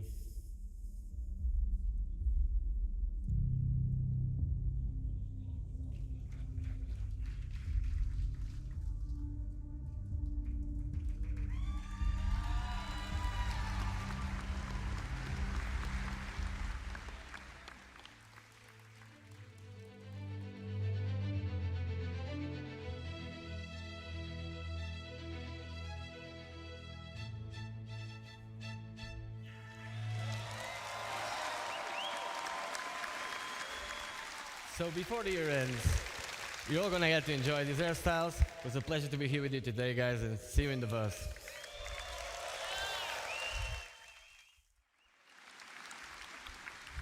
Another round of applause for Andre and getting new hairs into the game. I can't wait to put new hair on my character, I'll tell you that. And for Ian and his awesome character team and the amazing characters they showed us earlier. Absolutely fantastic. I'm gonna run through this, we don't have a lot of time. I'm gonna talk to you about character heads. We've talked about hair. We have talked about outfits. I'm gonna talk to you a little bit about the heads and our pipeline and getting us from the actors that we hire to do the photogrammetry all the way to the game characters. So we have a DNA pool, expansion, and customization I'm gonna be taking you through.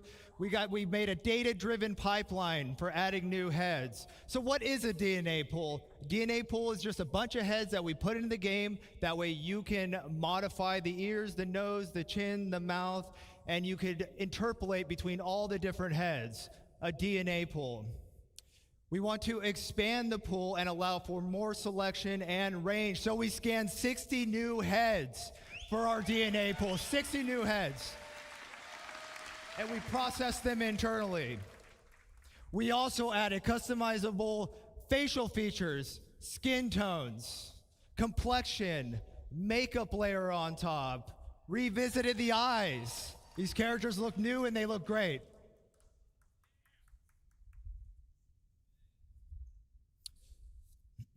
All right, so our current pool, there's the 18 heads right there, but that wasn't enough. We need more. That is our new pool.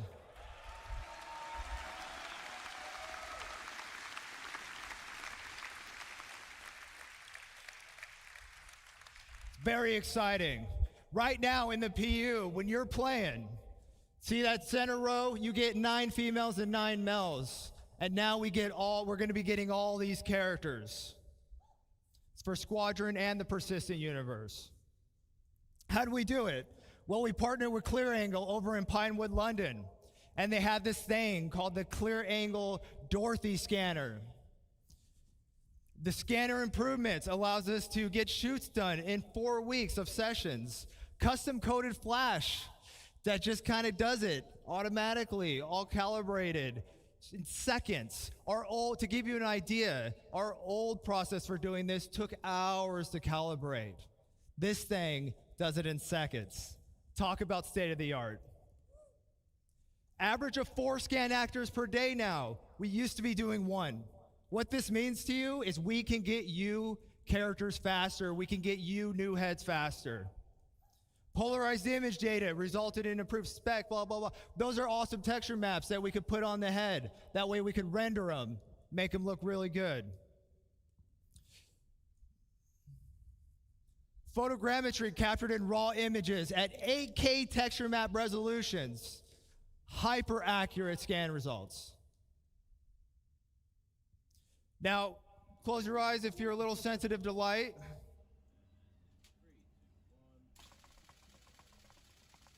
This is the process we use to get the pictures, to build the photogrammetry, to calibrate the cameras.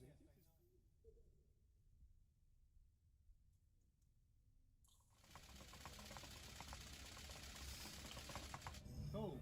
Relax. So the rig just All right. So we got some characters here on the screen. Those are all built using all these things that I've briefly mentioned. I want to talk to you a little bit about skin tone though. Skin tone's tricky because we want to apply it. We want to be able to customize it. We want you to have the ability to do whatever you want. So what you see is some really weird looking characters. We see a head with some yellow. Yellow's good in this case. What we're trying to do is we're trying to find the average skin color. Once we find the average skin color, we can figure out what that skin tone is, and then we can apply it.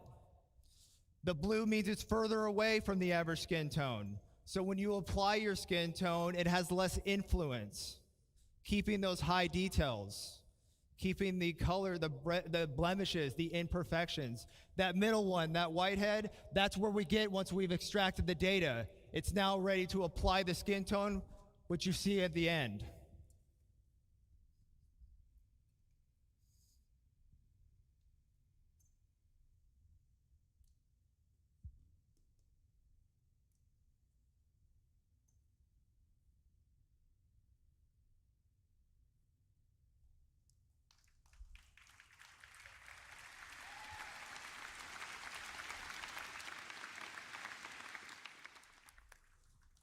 All right, so here's a little more detail what I'm talking about.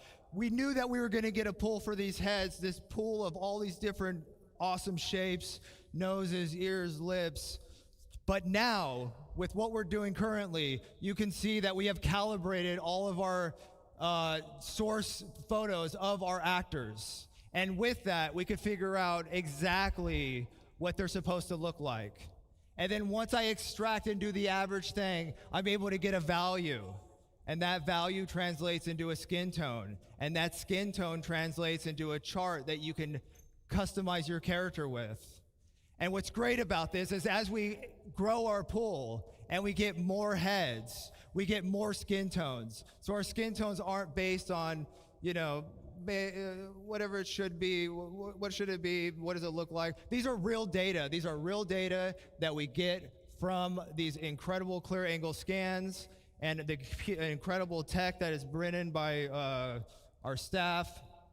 And the skin tone will grow along with our head data and along with our heads. And there's an example of me just applying it and showing that in practice. And now here's another look. Here's a couple more characters that I put together with this stuff. And here's what's great about that. I did that with our brand new character creator, character customizer for Squadron 42. Every head you see in here, which will also be applied to the persistent universe, so all heads are in the verse.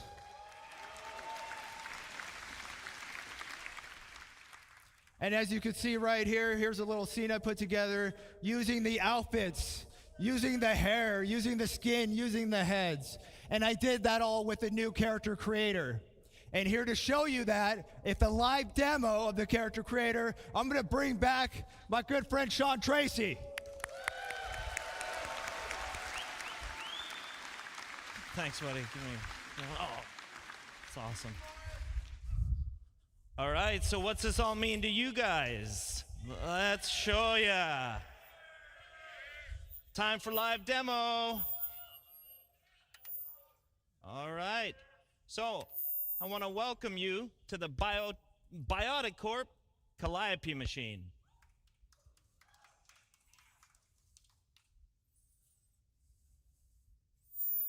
All right, so here you can see we've got the, whoa, I'm getting feedback. You can see we've got two body types that I can select from at any point in time. So we're gonna start in right away. Now you might recall how the character creator currently works. You would have a whole bunch of source heads from our DNA pool. We would select one of the facial shapes, and then we'd blend it up or down, depending on how much you wanted that certain facial shape. Now, this was pretty good, but it's not the most intuitive of systems. So instead, what we wanted to come up with was a much more intuitive way to control this. And what we've now introduced is sculpting mode.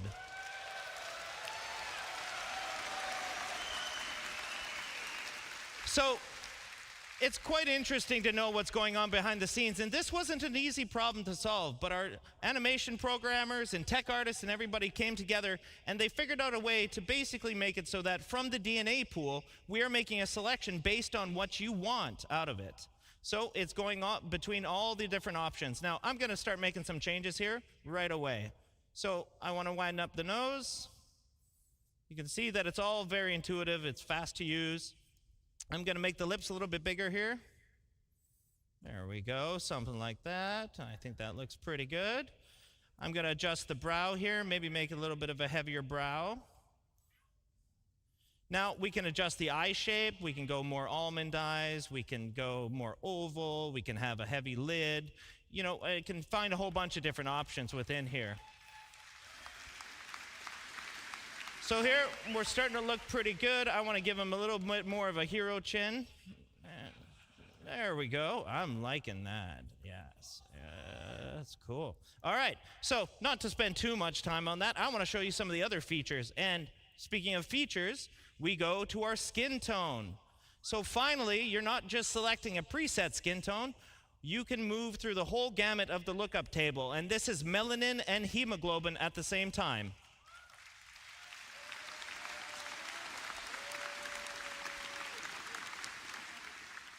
So at the very top of it, I've got a texture slider. So instead of the whole head sort of selection, we can go between all the different textures. Now, like Forrest mentioned, we're going to have 30 of these for one body type and 30 for the other body type. So here, I'm kind of liking, what am I like? Oh, I like this one. So here, and I'm just going to set a skin tone that I kind of like. Something like that. That's cool. All right. So the next step in our skin tone is the complexion. And complexion, we've added freckles.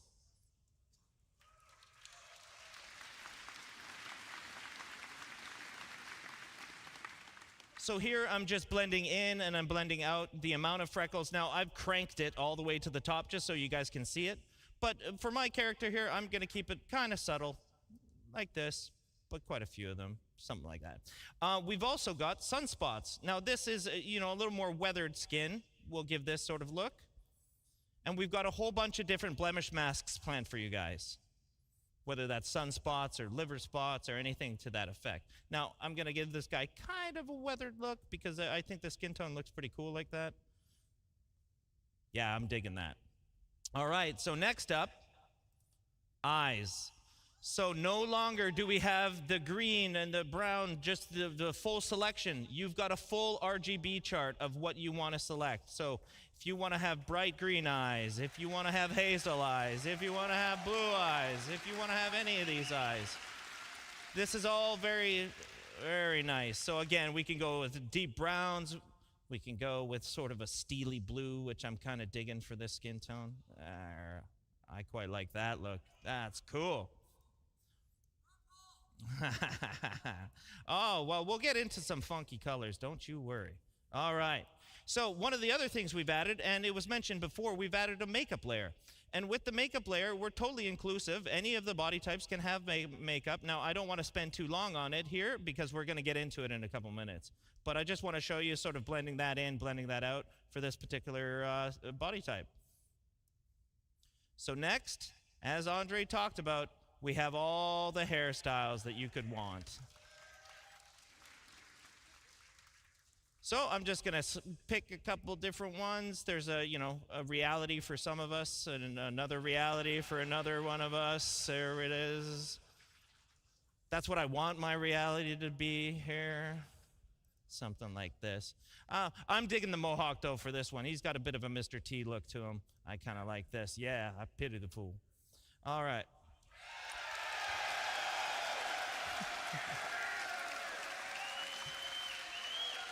So it might go without saying that we've got beards now. So if you want to select a full beard, you can select a full beard. If you want just mutton chops, you got your mutton chops.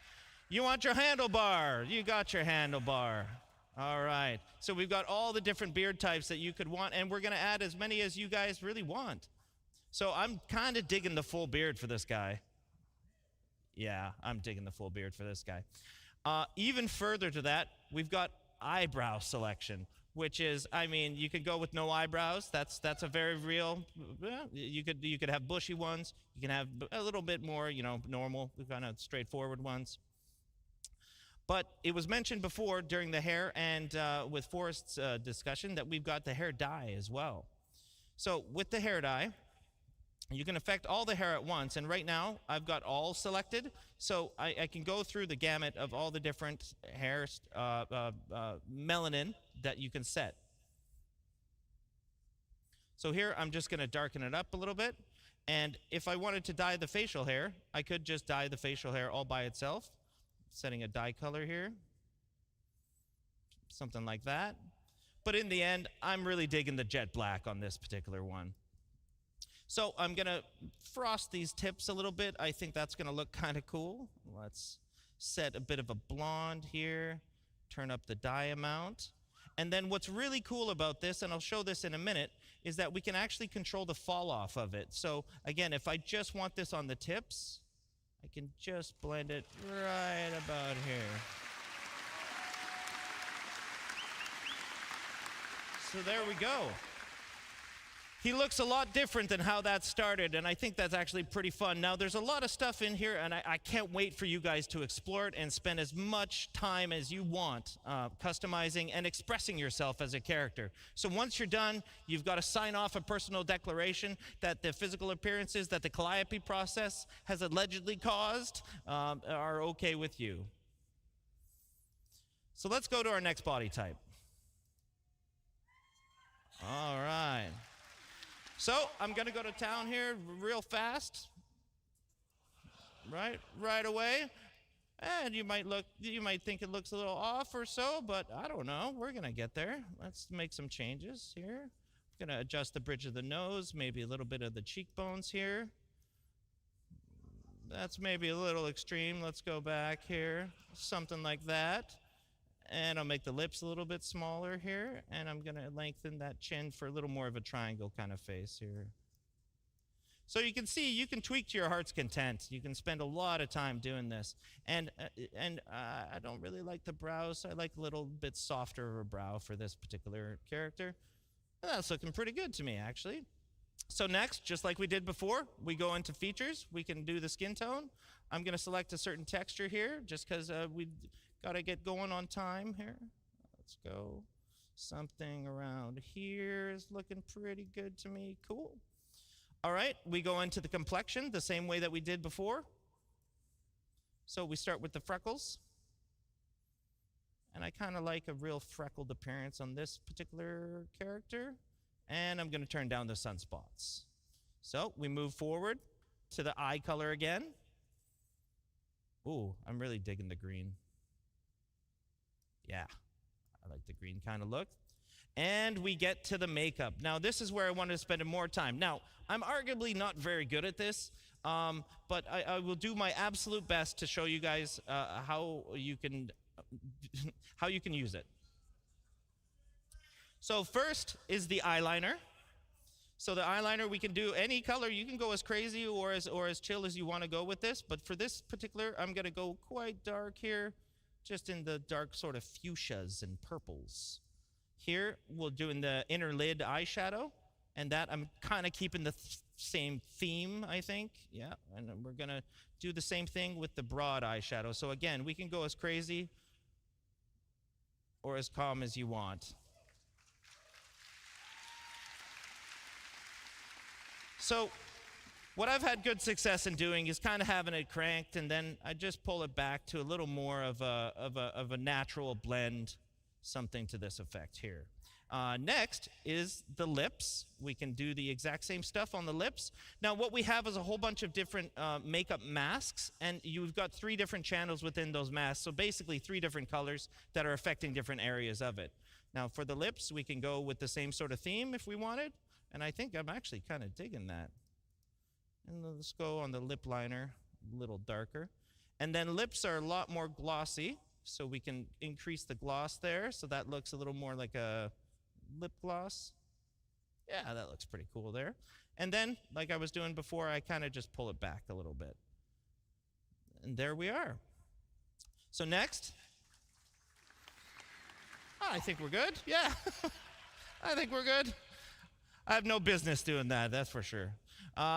Same thing on the hair. Again, we've got a whole bunch of different hairstyles. These will all be shared between the 2 body types, but for this particular demo, we've got the ponytail, we've got the slick back kind of look. Yeah, I'm not finding one I'm really digging yet. Ah, yes, yes, now we're talking. All right, so cool. Now, again, we're fully inclusive here, guys.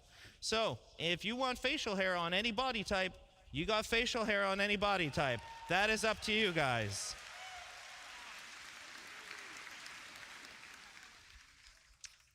So on the eyebrows, I'm just going to leave them because we can't really see them anyways. But for the hair, I really like dyeing this hair a certain color, sort of, something in the darker range. I'm going to turn that down. I like the nice jet black. Look at the makeup bounce out. That looks cool. I'm going to turn up the dye, though, and I'm going to try to carry my same theme forward here. There we go.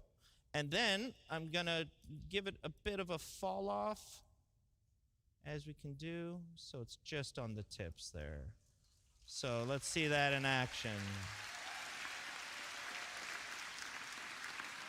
Yeah. All right.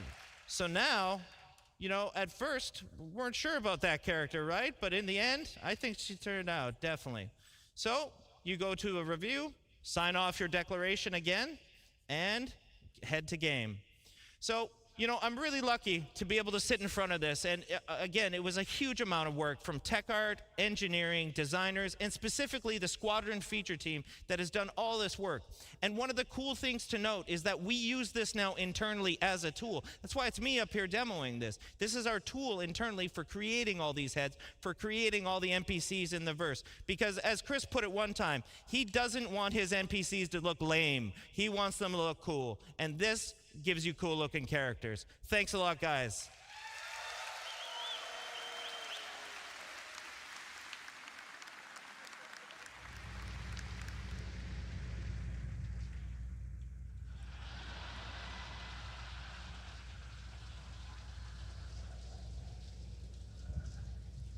It works. All right, we're behind on schedule, so let's welcome the Life in the First Person crew. Take it away. I'll be here. I'm busy.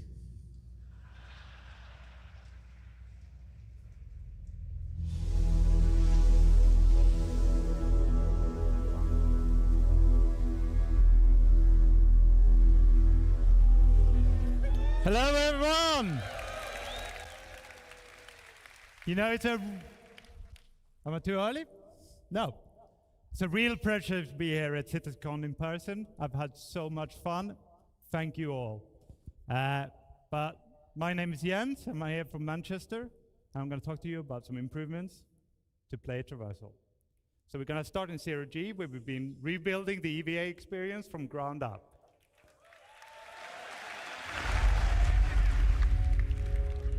So the first thing you should see is that we've made the exit from gravity less disorientating.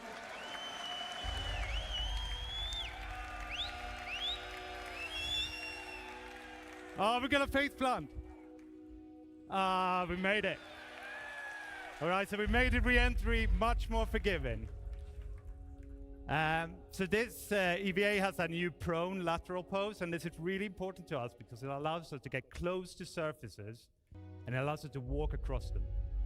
So we can see that in this video here.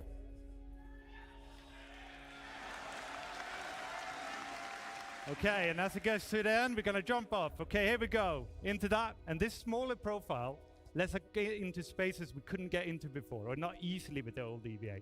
We're gonna traverse through here, thread the needle, and also the collision is much more forgiving. We're gonna slide off at slower speeds, so we're not gonna be spinning away. Okay, big reveal. Love this station, this is amazing.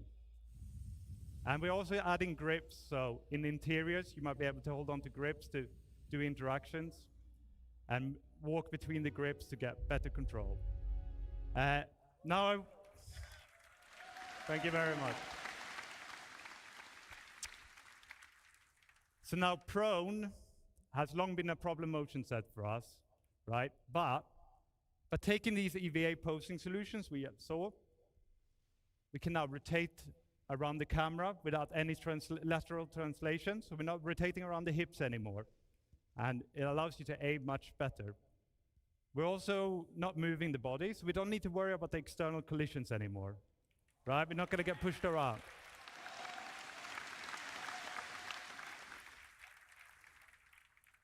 Of course, prone isn't all about looking around. We want to traverse as well, so we're gonna head down this vent. And here we put in a new collision style. So this is all about letting you have control in narrow, small spaces, smaller than this. We're gonna be able to push around the corners, we're gonna go around tight bends, and we're gonna be able to reliably go up and down slopes. And this is where prone led the way. So we then took this and we put it into the EVA. So if I turn off gravity here, which I'm not going to do, but if I did, the EVA would have been able to traverse the exact same place. And by having these motion sets so similar, we can exchange success between them. And this could then be done to other horizontal sets, like prone light sets, for example, like the water world showed it yesterday. We might be able to take you swimming there one day. So. Okay, we're gonna move from the horizontal to the vertical. So with ladders, we put in some new subtle and significant improvements. So we got midpoint markups that lets you enter the ladder at anywhere. We're gonna let you look around so you can do 360s. We're gonna let you lean on the ladders so that you can avoid obstacles or peek around corners. And this all got a full new animation set. It looks amazing, especially with all this beautiful star cloth. You know, you got both the hood and the cape there. It looks amazing. Okay, so with combat, we wanted to add more speed to the encounters. So what we've done is we've removed the weapon penalty, so you can move at the same speed with and without the weapon out. We've reduced the inertia, so you're going to be able to push up to your desired speed faster. And this is already in 320 and 321, and we got more things like this to come. Right, so I didn't just want to talk about improvements. I've hinted at swimming, but I'm going to show you a different feature, right? So, sliding. So, with the power slide, you inject a burst of speed. This doesn't just take you from A to B faster. You're going to have a reduced profile. You become a smaller target. It doesn't come for free. You know, you're sprinting, so that's going to cost you stamina. You're sliding, that's going to add some stamina cost. And when I do it back to back like this, my heart rate is just pumping, pumping, pumping, right? So you got to be a bit careful. You can't just slide your whole way from the hubs to the spaceport. Okay, so another thing that is really important to us is that with the slide, it's a short duration, but we want interactivity as soon as possible. And that's true for all our motion sets. We're going to go through all of them and give you interactivity. So with the slide, we want you to be able to aim around as soon as possible. The moment you hit the ground, you're going to be able to aim around, all right? And the direction is locked, so if I was to slide from one end of the stage to the other, I would be sliding this way, but I'd be looking this way, right? Look at you guys, hey. But while I'm sliding, I can hip fire. And as I come out in the exit, I can ADS, I can lean. I could go back to sprint right away, so I could do back-to-back slides, like we saw in the last video. Okay, so moving beyond traversal, just to finish this section, I want to talk about new hazard. Now, you saw this yesterday in the UI demo. I lost my phone. Bone, can you press the button? That's it. Okay, radiation, right. So radiation, for that, it's a new addition to this active status system. And we need to look at the bottom left here. So in the middle, you got the amount of radiation that being pushed on your body. If you have a directional source, it's based on your body surface and your distance to that source. So by going behind the cover here, I can completely cut off all the radiation. So I can use that. And then on the left, we have an icon that has a shield around it. Now, that shield works in two ways. Right? First of all, it comes from your outfit. So depending on what you're wearing, you're going to have a better or less accurate shield, right? It has a threshold.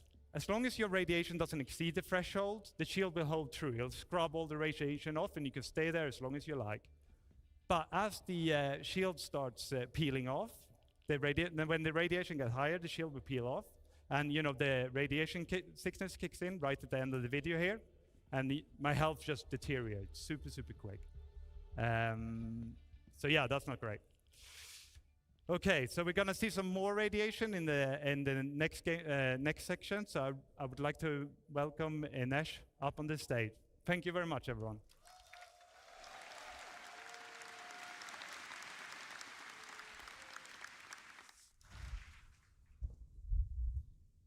Why are we showing that? Okay. Hello, everyone. My name is Inês, and I'm a gameplay programmer here at CIG. And I'm here today to tell you all about, thank you. So And I'm here today to tell you all about the features we've been working on to improve the player interaction experience with the physical objects in the world. So let me start by telling you what we've made to make it easy for you to identify and interact with these objects in the world. We have introduced in the new interaction prompts, which are AR cards that appear over the objects as the player gets near them. These, combining with scanning, will help the player to easily identify the interactable objects in the scene. So we have improved the algorithm that our interaction system uses to determine the current item in focus. So you'll have a smarter detection and selection as you move around and look around the scene. So the prompts will show you the active interaction and the key bind that you can use to quickly trigger it, like you see on the pictures. So we are trying to minimize the friction of the player to interacting with these objects. You no longer have to go into interaction mode to bring up the cursor, then drag it over, and to select using the inner thoughts. So we're removing that.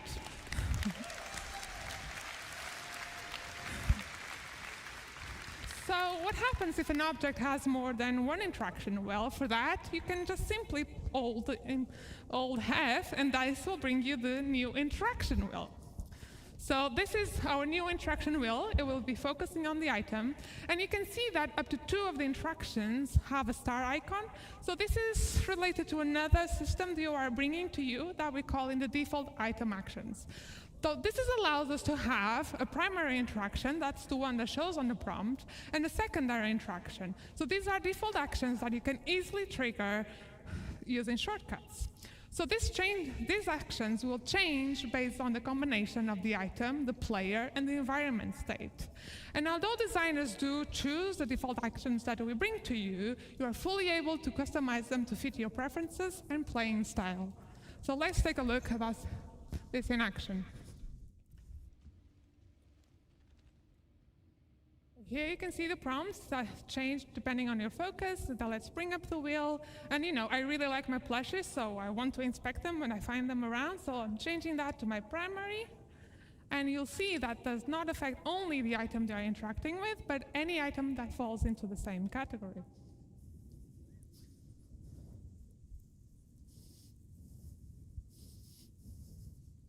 Go next. Okay. So I've shown you some features that improve. Thank you. So I've shown you features that improve the readability and easiness of interacting with the objects in the world. But the other part of our focus was to bridge the disconnection between the player and the object you are interacting with. In a fully physicalized world that we want to provide you, a tactile experience is very important to sell the experience. So we've introduced a new system that allows us to play animations on the player of actually reaching out and physically touch the objects in the world.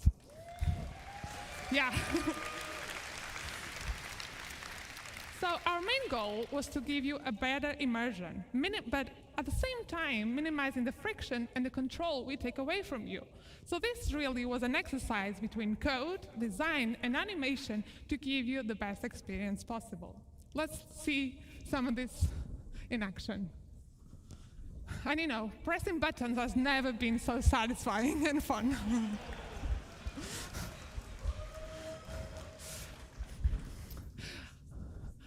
I just kind of like go.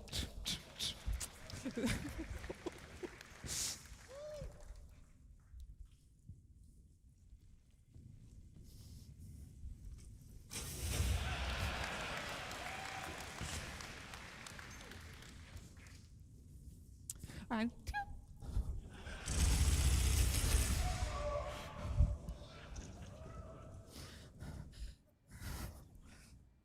okay, so let's continue with this theme of tactile experiences. The next thing I want to talk to you about are usable interactables.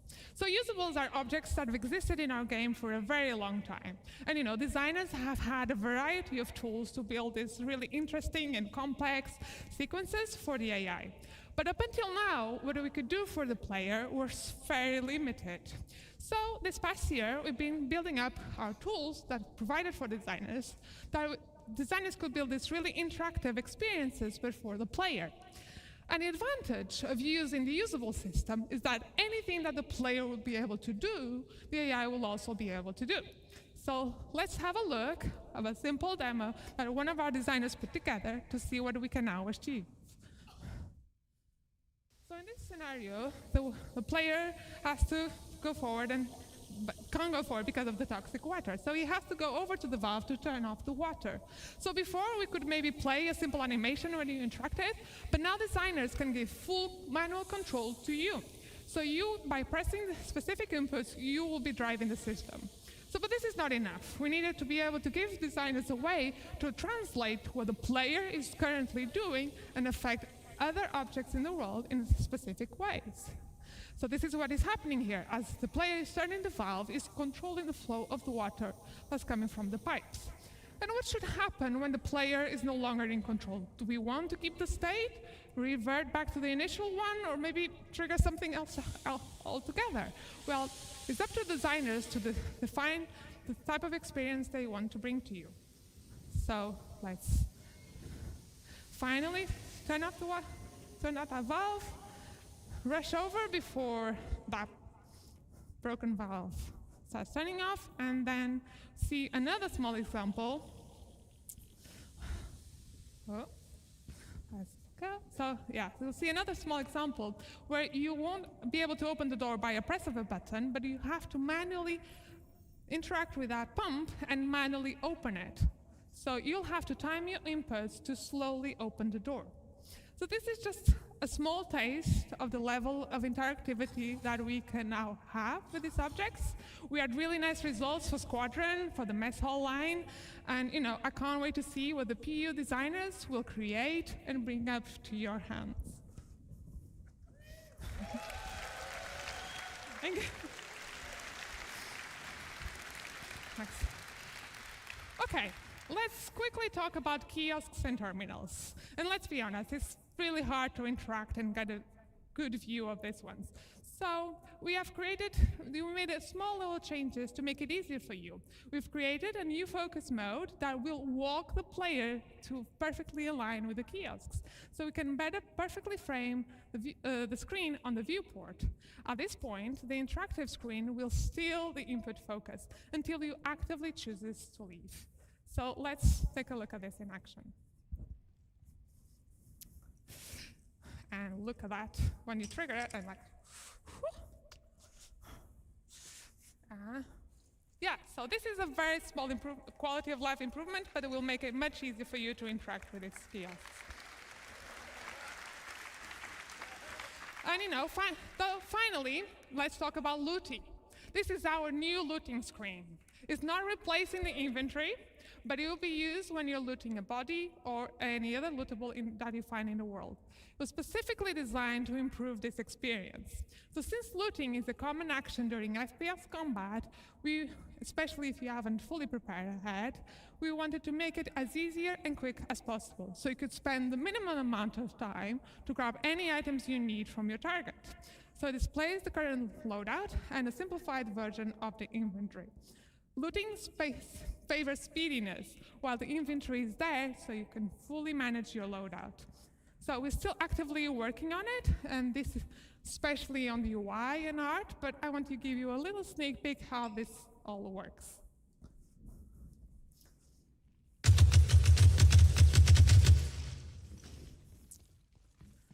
Okay, let's go over to so you see the player loadout is on items are on the bottom, the target is on the top.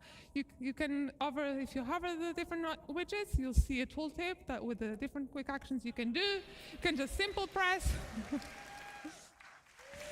Yeah, it'll be so much easier. So yeah, you can quickly press to just equip or swap. You can even use your mouse wheel if you want to change the target. You can drop anything, store anything, just really quick actions. And you'll see in a minute that we also can trigger ammo repooling. So this will grab all available ammo, either from your target or from your inventory, and will fill up the magazines in your loadout and get rid of any empty magazines. So yeah, looking really good. Yeah, so it's looking really good, and I can't wait to see the final art. So that's all from me, so thank you so much for listening, and I hope you have a great time.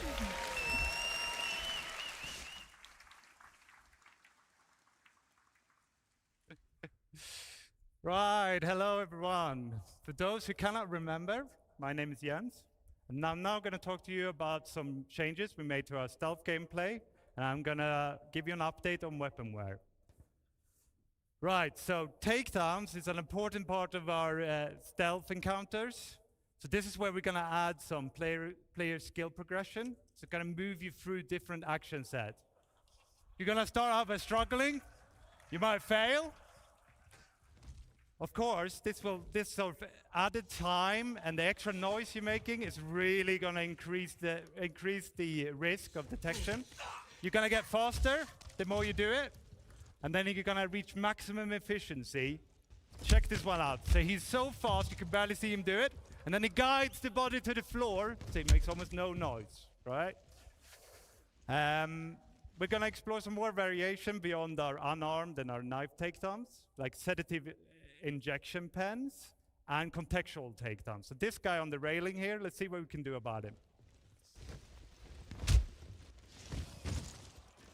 So by using the environment, we can do a more efficient takedown than maybe our skill level would have allowed. And it certainly looks a lot cooler. And we're going to be able to use this to get to enemies that might be otherwise difficult to get to with our normal takedowns, like a pilot strapped into his pilot seat, you know, sneak up on him and take him out. Okay, so in that last video, we incapacitated that enemy a lot. I'm going to introduce you to a new weapon, a new item, sorry, and that's the restraints. So with the restraints, okay, let's take him down first. One more. Oh. Okay, so with the restraints, we're going to turn him over. We're going to cuff his hands. We're going to cuff his legs.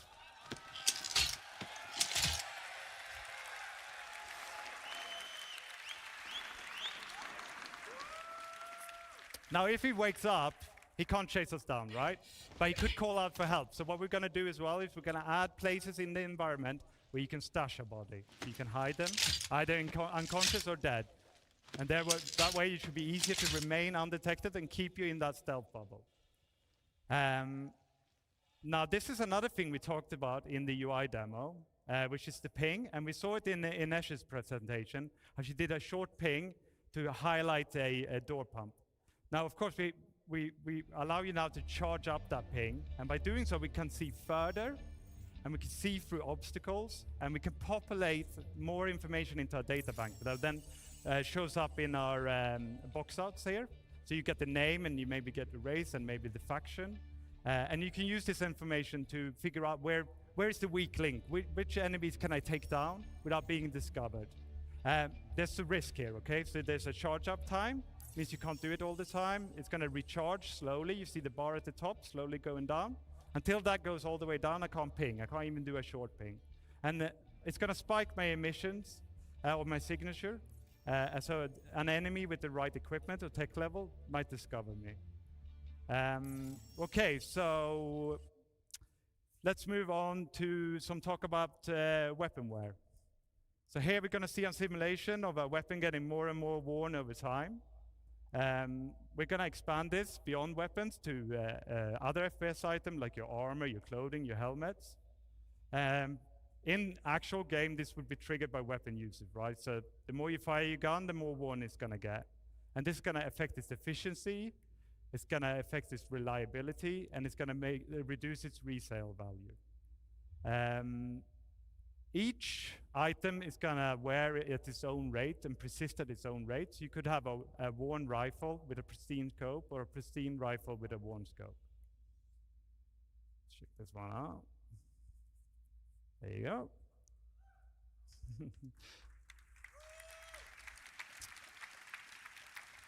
So the geometry isn't the only thing that's going to change as your weapon wears. So here we're going to see a pristine Gemini pistol in the little window and a worn one in the big window. And you can see the visual effects. It's belching out smoke here because it's very worn, right? It's telling you, you know, it's time to get this one changed. And you should be able to hear the audio as well. It's get growlier. Okay, on to some consequences. So it's not all visual, so we're gonna start with misfire. So the first thing that's gonna happen is you press the trigger, your gun doesn't fire. The second thing that happens in this video,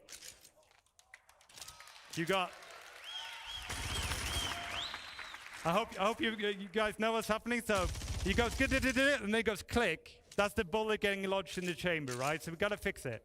So it's telling us to fix it. We're hitting the button, our enemy's firing on us. So you got some options. You don't have to fix it. You could holster your gun, you could pull out a new gun. You could use that new looting interface that Ines showed to grab a better gun. Okay. Okay, I'm gonna finish this section with the features that's tangentially related to wear, and that's the dirt accumulation. So here again, we're gonna see a simulation of dirt accumulating over time on the same rifles we saw before. But in the actual game, this would be based on your activities and the environment you're in. So if you're running around in a sandstorm, you're rolling in mud, you leave your gun outside proper storage, it's gonna accumulate dirt, and that's gonna increase the rate at which it wears. So the dirtier your gun is, the faster it will wear out. And this is true for other biome accumulations, like frost. So let's take a look at this one as well. Oh, or not. Okay, so yeah, so in the future it's gonna be really important that you keep your guns clean and repaired. I'm now gonna welcome Zach on stage, and he's gonna talk to you more about the FPS weapons. Thank you very much.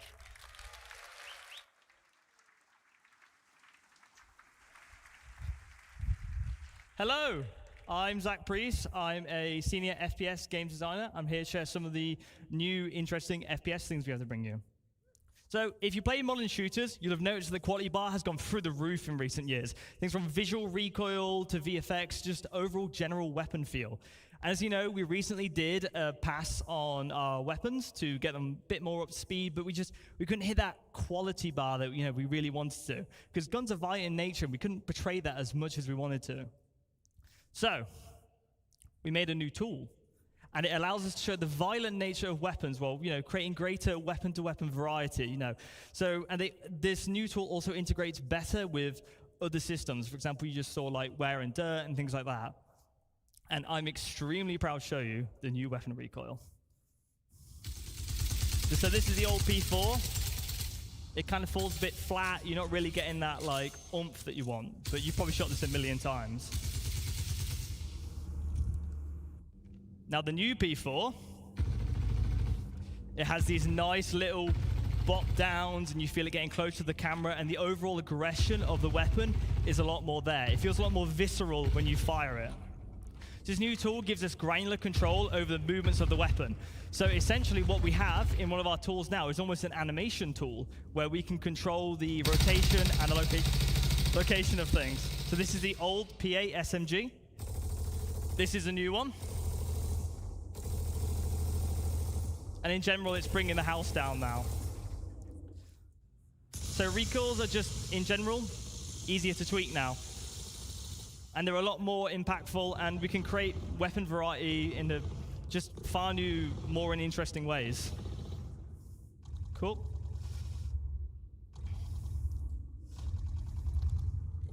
Okay. Thank you very much. Cheers.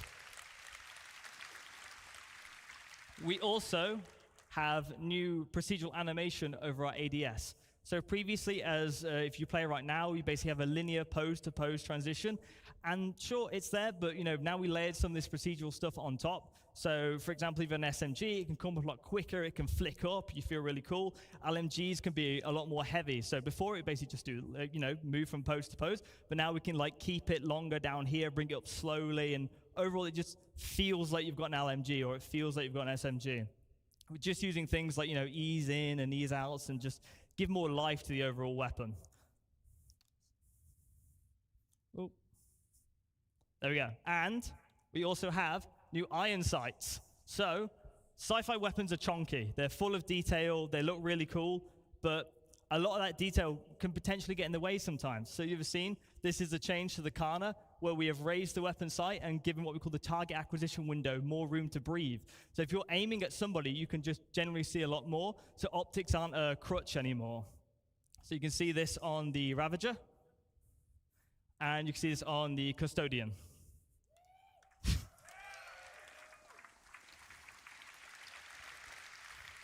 Now, weapon functionality changes. So as you imagine with the new recall tool, we're going to do a pass on all the existing weapons. They're going to look and feel great.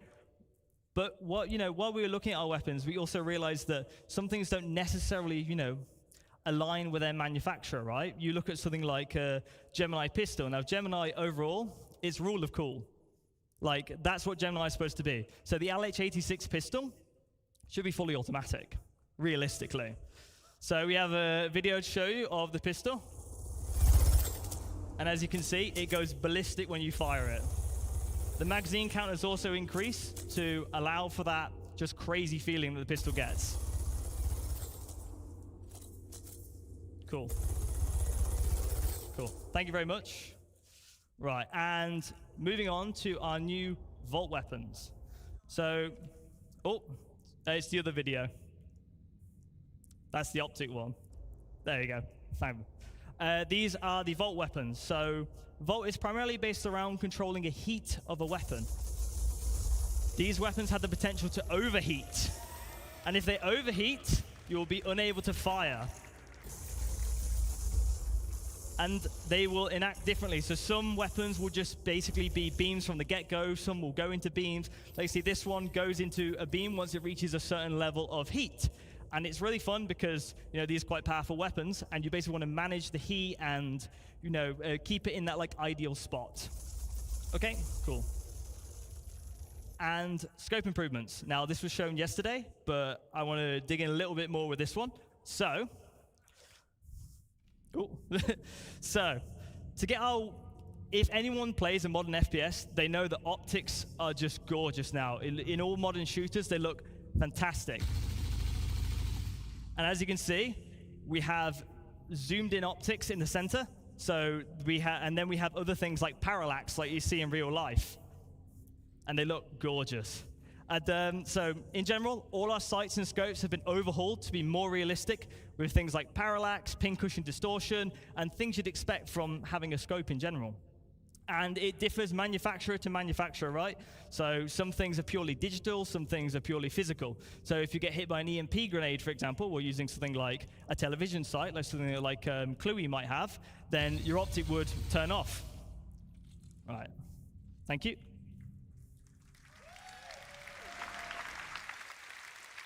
Cool. And weapons are ultimately as only good as they sound. I'll be quiet for this next bit.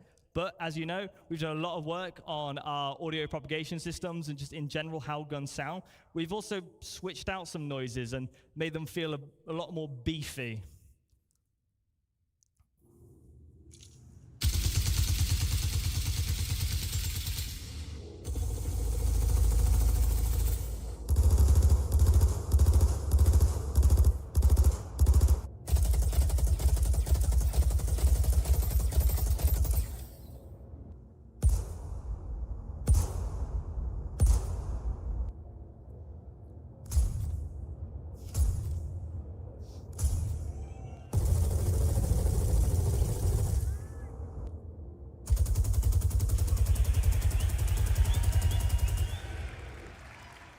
Fantastic.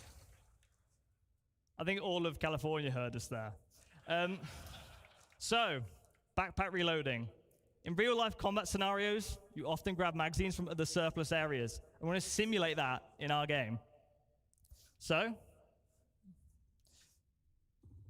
to show you this, we have something called backpack reloading. If you run out of ammo in Star Citizen, you have to open a menu, put things on. It's a little bit clunky, it's a little bit awkward. So if you have magazines in your backpack, you will now be able to grab them at the price of a longer reload animation.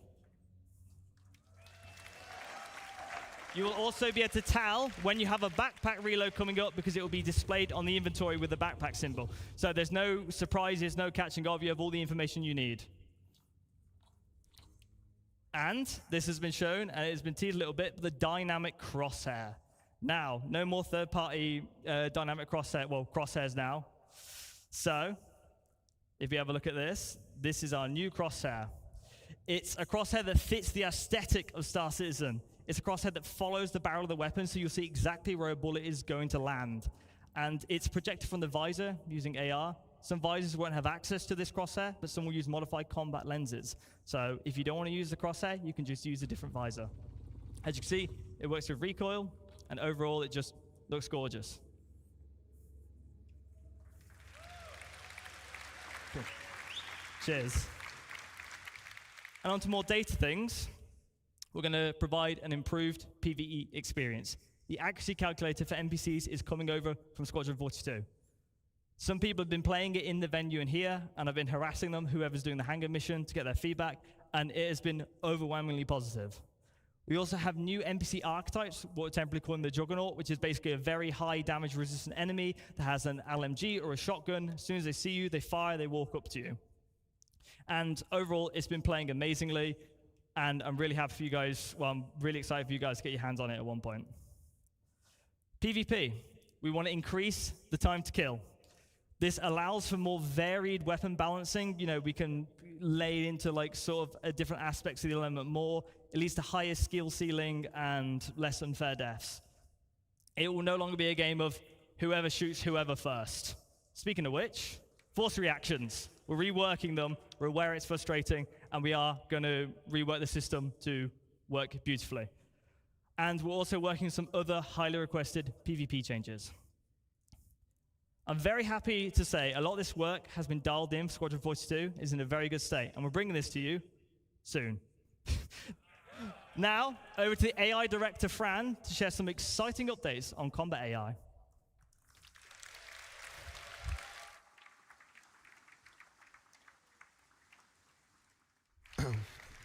Hi, everybody. So, I'm Francesco Roccucci, as you said, and I'm the AI director in CIG. It's a great pleasure to be here with all of you guys. It's fantastic.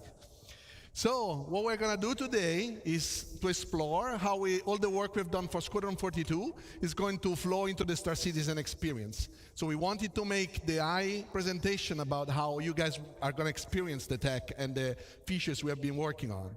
So from the player perspective, you've seen how many new opportunities you have. And now it's interesting to see how the NPC are going to react to that. So the goal of Star Citizen is to build a breathing and living environment where your actions matters, and the NPC you will find in the universe needs to have the same opportunities and same limitations that you have. So when we play a game, we want you to spend the time that feels memorable, that feels special, right? Something you can remember and talk about.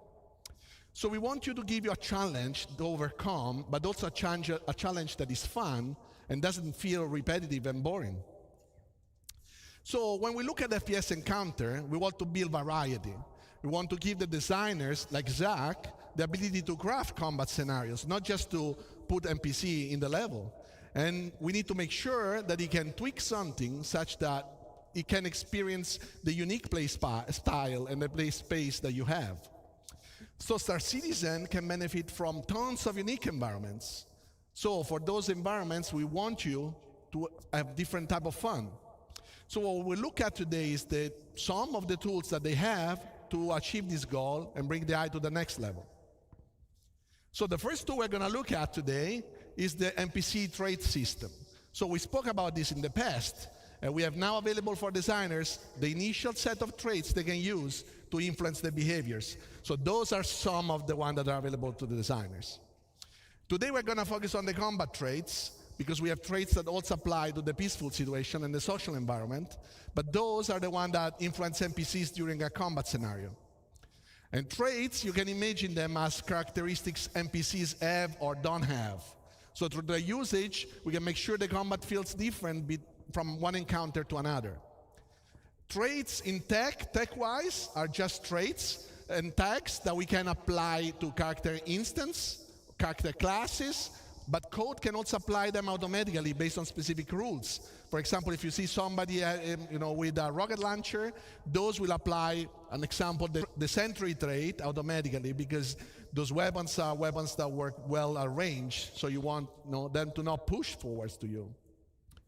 So they allow to block, or actually, they allow or they block specific section of the behaviors to run, but they also influence the likelihood of some logic to happen, or they modify the outcome of specific actions. So let's imagine we want to model a pirate faction, something that you can actually experience in the Pyro playground. So we want them to feel aggressive, but also not very trained. They are not very military. So how do we do it with the traits?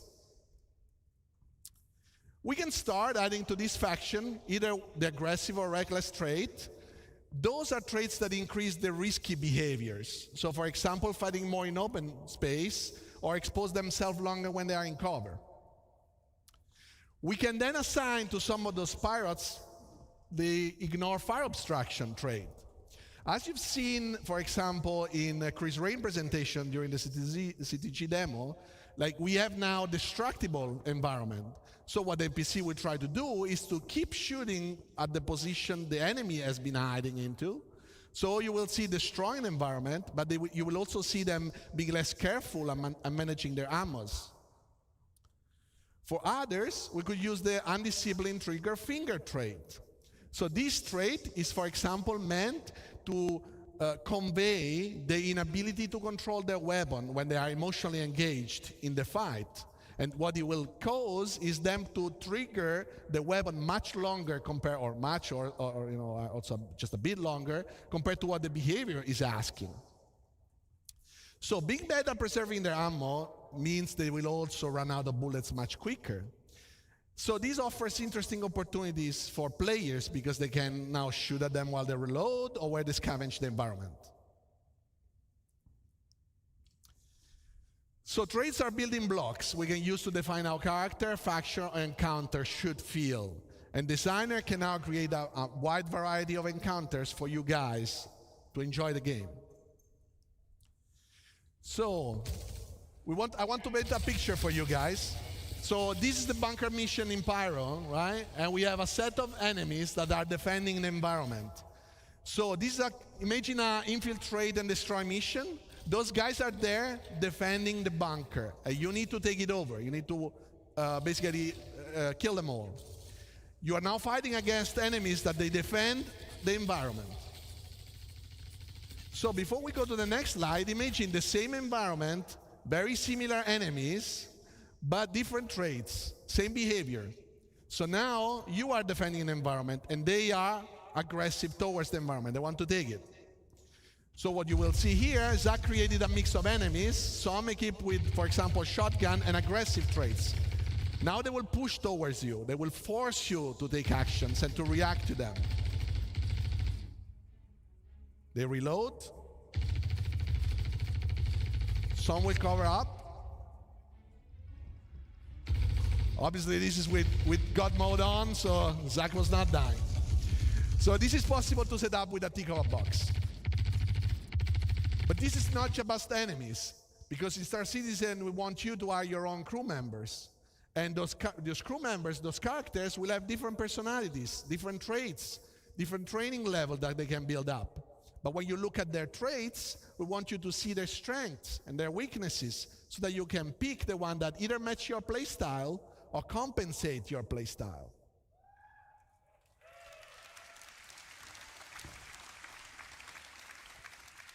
So one good thing that we want to show you today is the medic. So there are some NPCs that can carry, obviously, med pants, but not everybody is able to use it well or wants to use it in a specific encounter. So we want to tweak this, and we have the medic trait. Here we combine a lot of the tech that we have spoken in the past, usable tech, behavior tech. And as Jens showed you, players now can just not only kill enemies, because before our NPCs would just die, but now you can take them down, you can restrain them. So the hyperception is to carry all this information about the different actor states. So he needs to know if he's down, but if he's still alive, or if it's just, somebody that you need to wake up. So a medic in the regular combat flow can, when it's safe to do so, and at the right time, attempt to heal his mate that can be helped. So now you can imagine guard patrolling the environment, you take down a character, the guard finds this body on the ground. He doesn't know if he's alive or not. So he can go there, he can check it, check the pulse, see the state, and if he can be helped, he can basically execute the right healing process. If he needs a med pen, he will use the med pen. If he needs to shake him to wake him up, he will shake him up. And if he needs to unrestrain him, he will unrestrain him. And your crew members can also do the same with you. So if you are down in critical condition, they can come and help you out. We'll see now an example of this where two factions are fighting. And you will see that at the right time when the guy retreats, this guy can go there and heal his mate.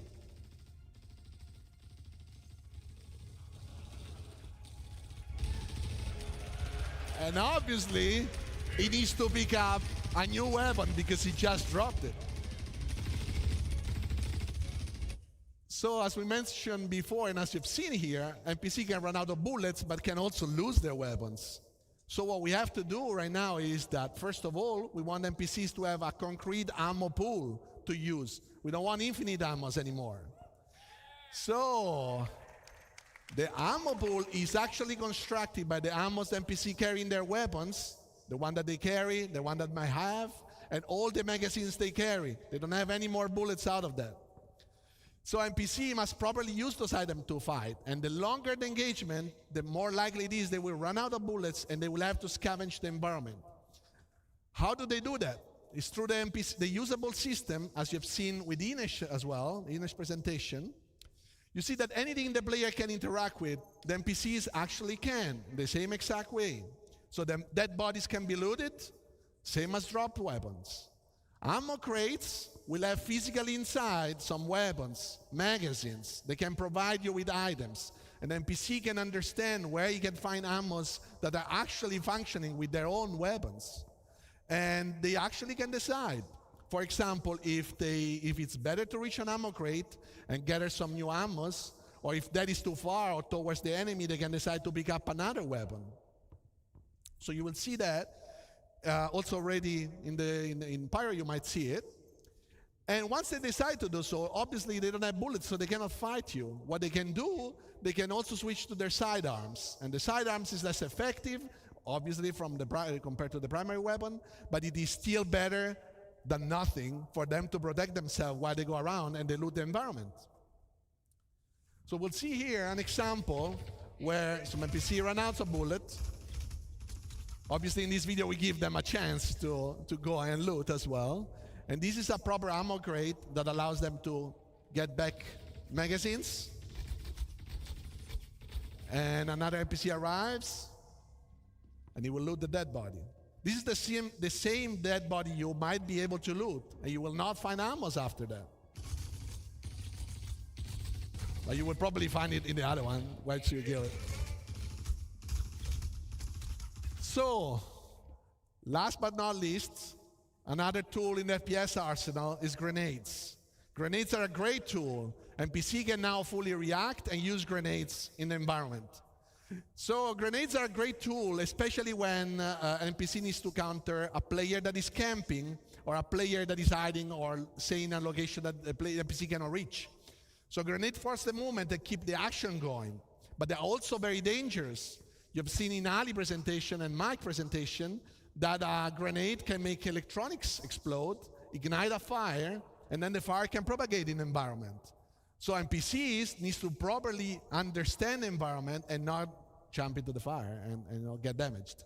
So how do we do that? Is we have a new full system to handle hazards. Basically, a hazard on the technical side can create a navigation volume modifier, and the navigation module modifier gets registered in navigation system, and our basically mesh can be modified, and it will carry semantic about if that is a danger, something better, and how much costly it is to go through. Because maybe you have a suit that allows you to go through the fire, so that is fine. You will not, the NPC can understand that. But if they can't, they will try to find positions that are safe for them to position themselves, but also paths that will avoid those dangerous areas. And now we'll see an example of that. This is a safe environment, still fighting, but safe, safer. And what will happen now? Fire ignites and propagates. This is fully dynamic, so it's fully controlled by the fire system. The fire system modifies volumes in the navigation system, and we really know where we can and not pass at any given moment.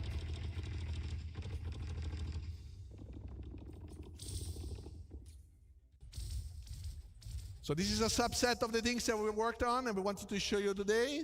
Thanks very much for listening, and now back to Jens.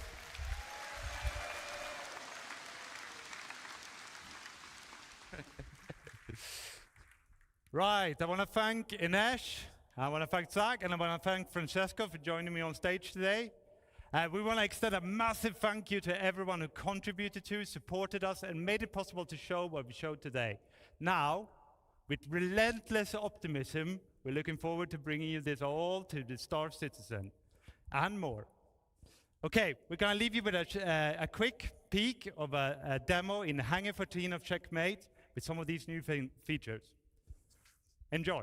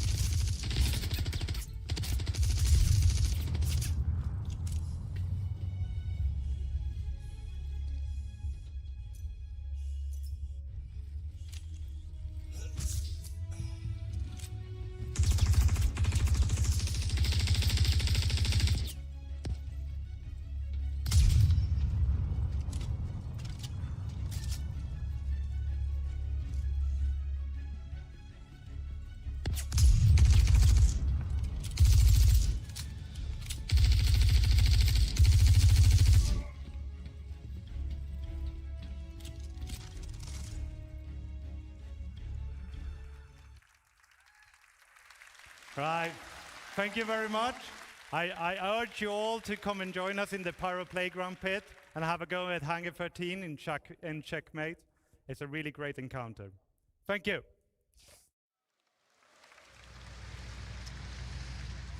All right, so that was live from the first person. We're keeping this train running because we got a lunch to get to. Up next is Taking Flight with Yogi, Inez, and more.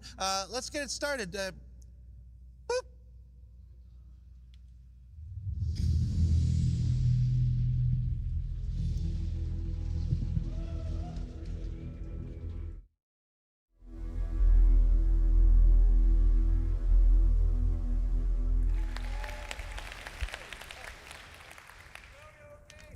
Hello, everyone.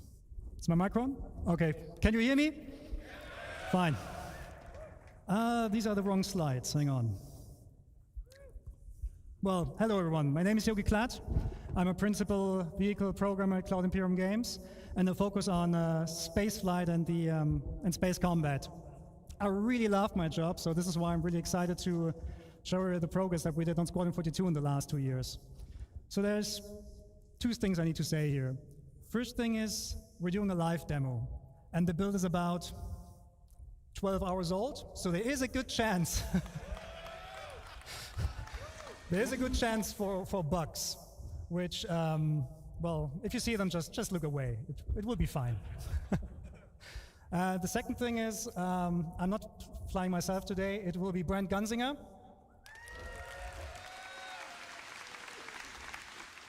He's using a setup of 2 VKB sticks, so left and right HOSA setup from VKB, and he's also using the fantastic Toby device. So we'll swap during the presentation between using head tracking and not using head tracking. Yes, so, but the good thing is, the relationship between you and your starship, it doesn't start when you take off, it starts way before that. There's a lot of stuff we do now in pre-flight. So please welcome back Ines Caldas, who will walk us through that process.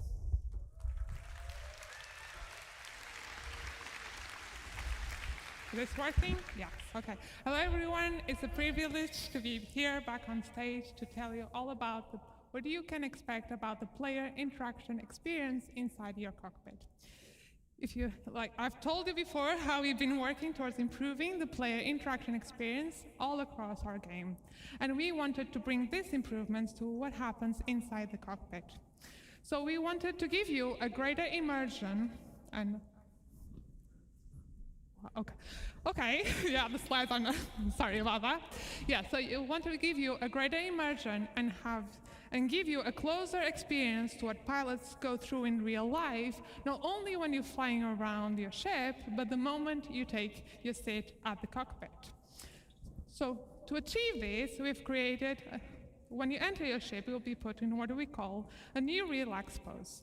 So in this pose, you'll have free look enabled, so you can easily look around the cockpit and your dashboard.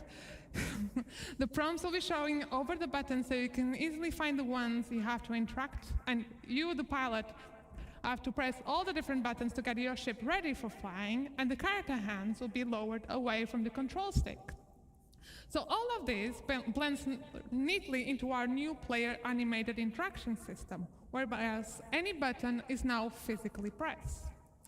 So this new system uses what we call a CDIK approach. This stands for code-driven IK, or inverse kinematics, and gives full control of the IK setup to the code. So this, among other things, allows us to record the path of the hand relative to its target. So we can have more detailed animations than just simply blending the hand into position. So for example, we can open a flap and then press the button. But you know, enough of me talking, let's go jump into the demo and see all of this in action. So now. So Brand very kindly will get us into the ship while you'll see the new enter sequence. And you'll see the new animations we have been working on.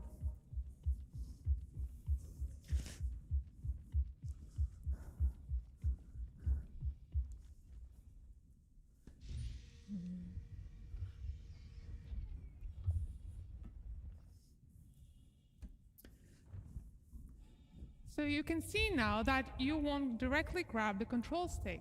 You'll be put on this relaxed pose with free look enabled. And you can see the different prompts appear over the buttons. So let's get this show started and get your ship ready for flying. So Brand, if you could close the canopy so we don't go flying around with that open. Power our systems. Oh, look at that. Aegis combat assist. And finally, turn our entrance. Yeah, so you are now ready for flying. So we will be bringing all of this to all of our ships in our fleet. And that's all from me. So please join me in welcoming to the stage Tony to tell you all about the new UI.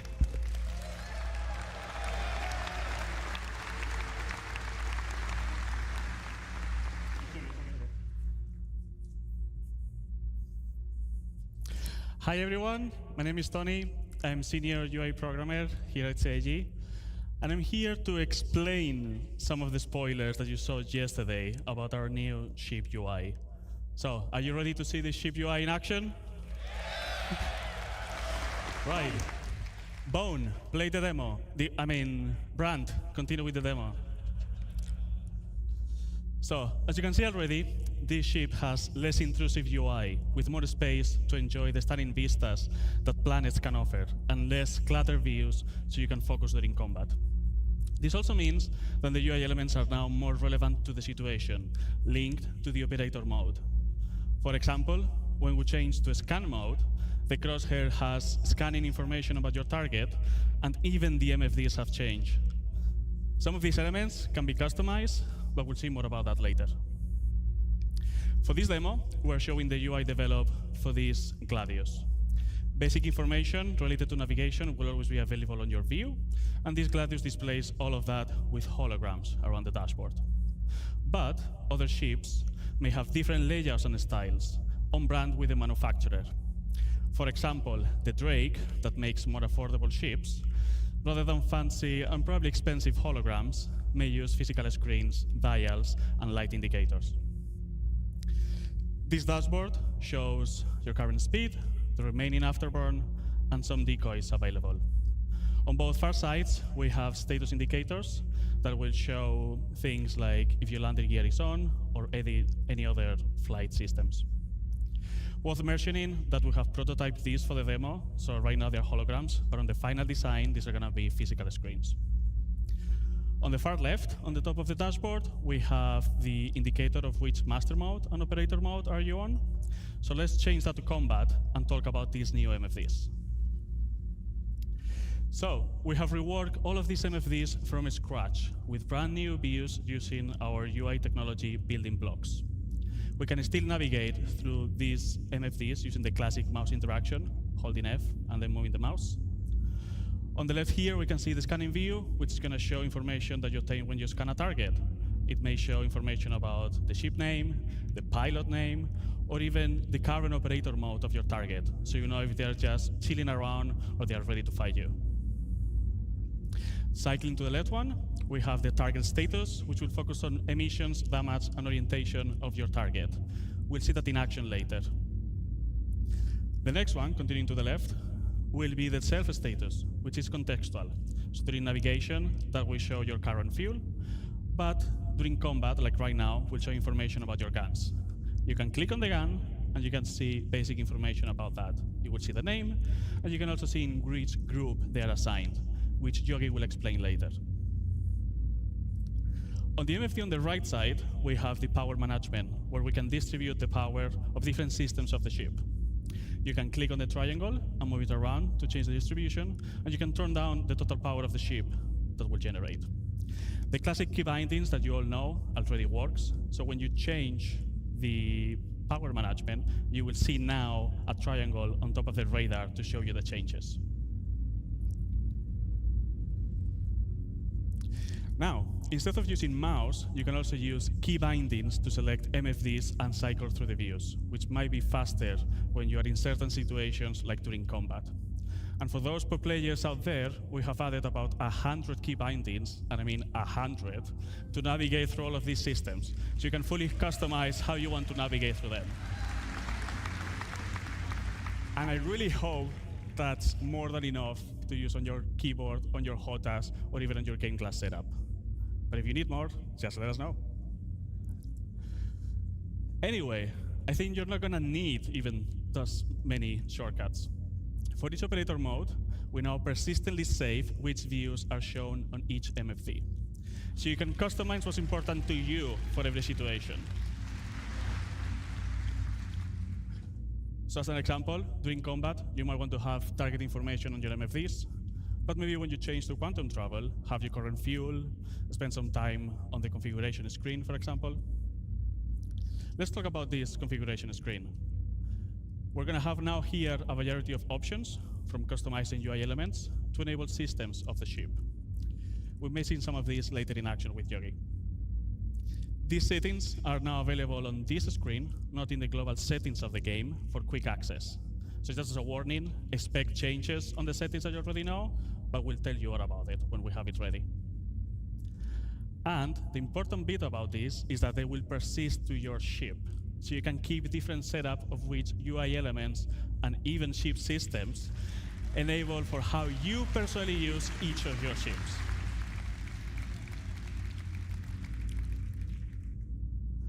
Now, some of you might be thinking that this Gladius doesn't have enough MFDs. Can we enable the top setting? For those of you that you want to see even more information, you can now cast versions of these MFDs to your helmet.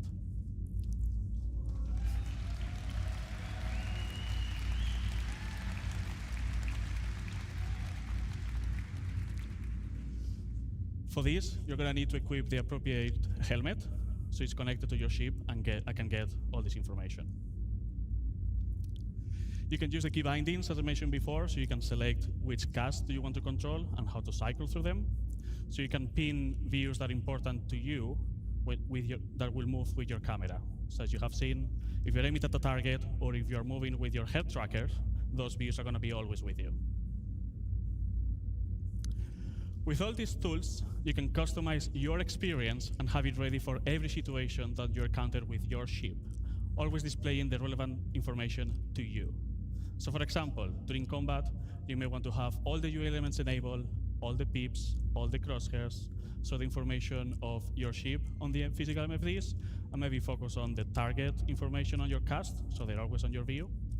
But maybe when you go to quantum travel, you can turn those casts off so you can enjoy the vistas. That's all from me. Now we have MFDs ready, and let's bring Yogi back to tell you all about flying your ship. Thank you very much.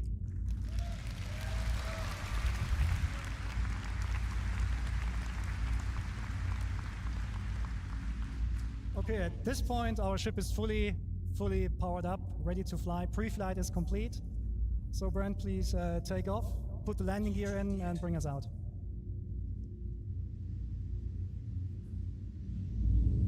Have you seen the interaction? This is great, isn't it?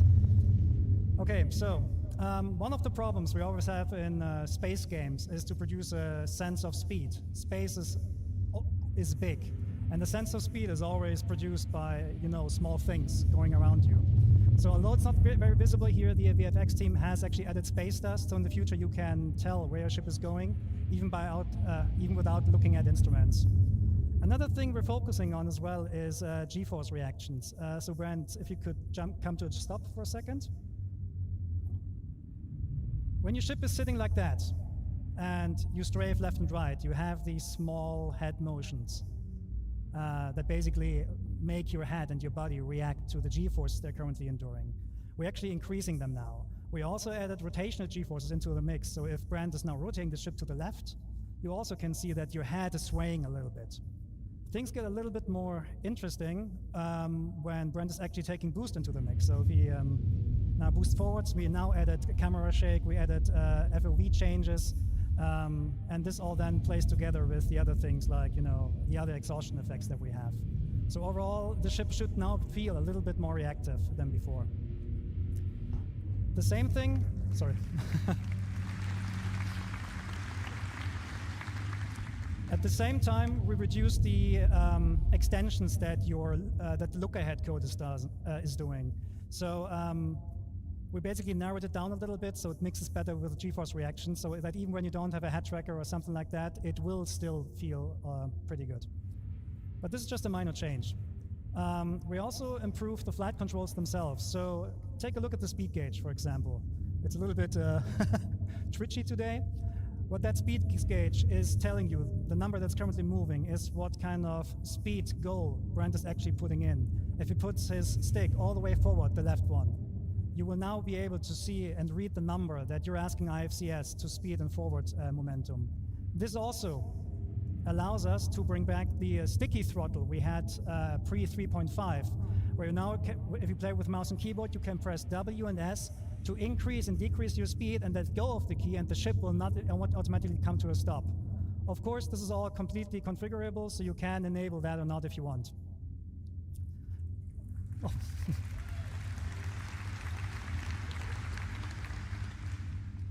Okay, Brent, give me some hard flying now, like blackout and all that.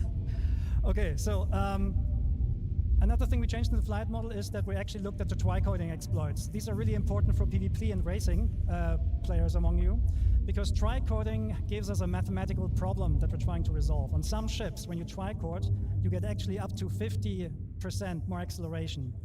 That huge difference actually makes a lot of the ship difference meaningless, so we're cutting back on those. So a first implementation of that is already available in the master mode testing areas in 3.21, I think, but we're improving the algorithm right now so that it actually is less punishing in future master mode builds. This is actually a current version, so as long as you go roughly forward, you get the full Gs from your back engines.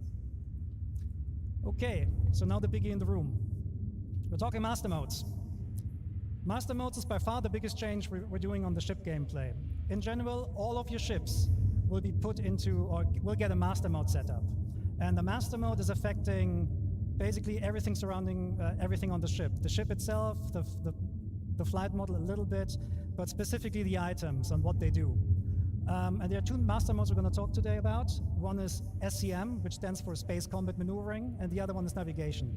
So let's look into SCM. SCM is the mode that Brent currently has active. So you see the, Brent, can you go into the indication, please, for the master mode? Just point with the mouse there, if you can. Yeah, so this is your current master mode. It says SCM. When you use SCM for basically all the gameplay that is not traversal. So combat, mining, salvaging, you're using it for that. You have full access to your combat system. Your shields are working, your thruster boost is fully active, your weapons are working. It's the high performance, high alertness mode that you're in. However, we will heavily restrict how fast we can go. We can go with your ship. Okay, Brent, go to full max speed. So this Gladius on max speed and SCM can reach about 225 meters per second. That might seem slow compared to what you have in the Pew right now, but it's still pretty fast. However, you can extend that speed. Brent, if you just go forward and boost.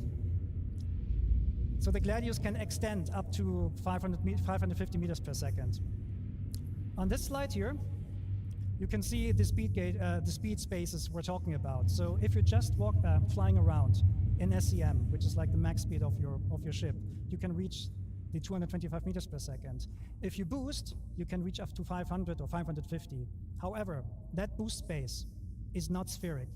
That means if you boost forward, you reach higher speeds than if you boost backwards. That is really important for space combat maneuvering, or for dogfighting in general, because it discourages backstrafing. It actively actually punishes backstrafing, and it creates more interesting combat maneuvers. The PvP players among you, they basically call this encouragement to closing the gap, which is basically more forward-centric combat, which is much more exciting than backstrafing and just trying to get some shots on. It also forces you as combat players to commit to the decisions you did earlier in the fight. So it's going to be, we think it's much more exciting. Okay.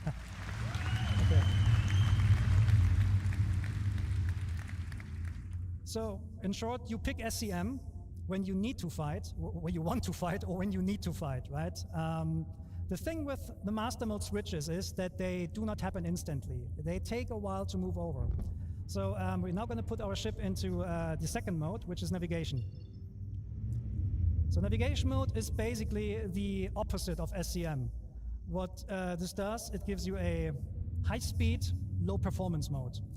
Your shields, they will collapse. Your weapons will not be able to fire. Your defensive systems will not be functional. But you have higher speeds. So in nav mode, you can still reach the speeds of what you have currently in the PU, something, I mean, depending on the ship, sometimes 1,000 meters or 1,400 meters per second. But all your regenerative systems, so regenerating the weapon capacitor, your thruster boost, will be inhibited. So this means when you want to go fast, you need to be very, very careful when you want to swap over. So imagine you're in a fight and you want to escape. You should not do it right away, because if you just swap to navigation mode in the hope to flee, you are being left with no shields. And the first thing that will go offline when you are hitting with distortion guns is the quantum drive. And that is important, because the quantum drive will spool automatically up when you enter nav mode, and it will then unlock the higher speeds. So this means when you're in nav mode and you're fighting, you're very vulnerable, so you should get out as fast as possible. Luckily, navigation mode not only allows you a higher speed, but also gives you access to the new quantum travel experience, which we're going to show in a minute. So that is nav point that you see there on screen. This is the point where I want to go to and quantum travel to. Before we do that, I need to quickly explain what this is about. So currently in the PU, when you quantum travel from A to B, you're actually not really moving. You're going on a spline, and you're teleported in every frame along that spline. So there's basically no meaningful gameplay we can add there. The new quantum travel experience is fully physicalized. Physics is always on, which means when you quantum travel from A to B, you are actually accelerating using our awesome physics engine. And because it's physicalized, it gives us a lot more meaningful gameplay we can play with. So Brent will start the quantum travel in a second. What will happen then is your quantum drive will initiate the jump. You will see an effect that distorts the space around you, and you will accelerate forward. During the acceleration process, and so this is the time until you actually reach your cruise speed, the ship will experience forces, and you as a player, you're responsible to counter these forces. So there is an element of failure. Okay, Brent, let's show that. And take your hands off.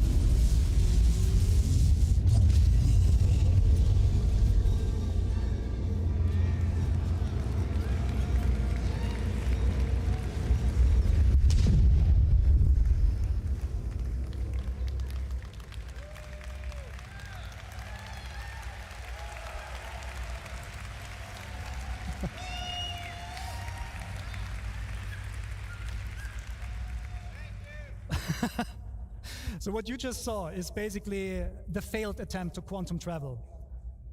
Brad wasn't countering the forces, therefore he was thrown out, the quantum bubble collapsed and threw you out. Your ship doesn't like that. IFCS needs 5-6 seconds to recover from that, during which time you're just tumbling, right?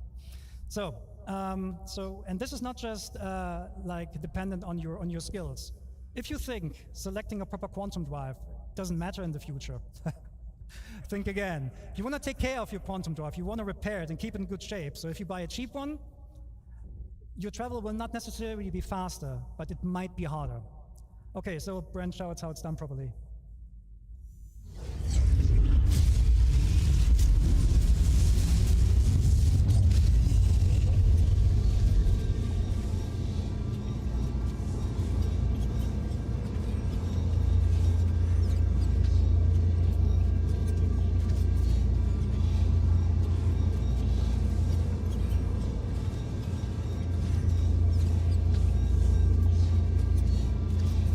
Locked. You can now go hands off.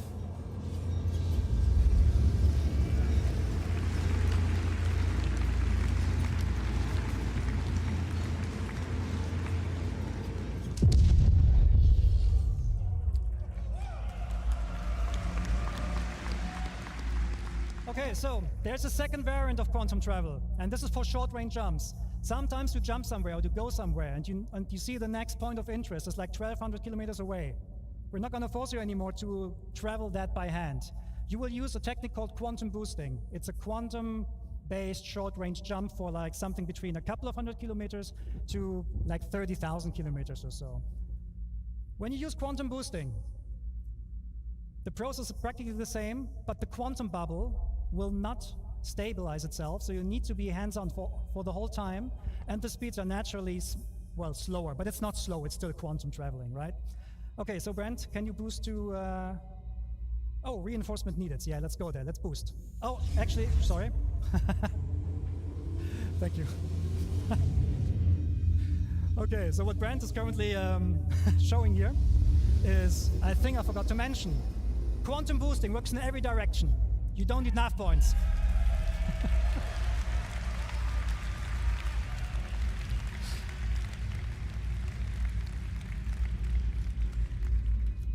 Brent is awesome, thank you. Okay, so now, please boost to reinforcements needed. So if there's enough point and you boost, your quantum travel system will pick that knife point to go to. Welcome to Pyro 3.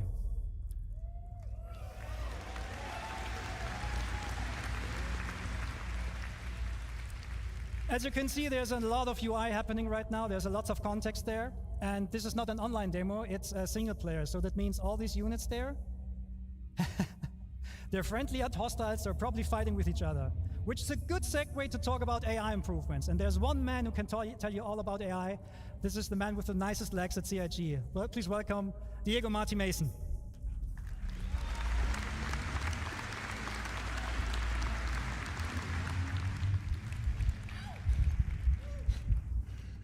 So who's excited to see the new AI changes?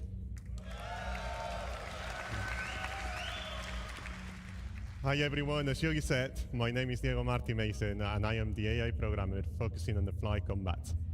Over the past year, we've been working on delivering a thrilling experience to the AI encounters. Let me first walk you through our journey. We first started looking at the current AI behavior in the PU.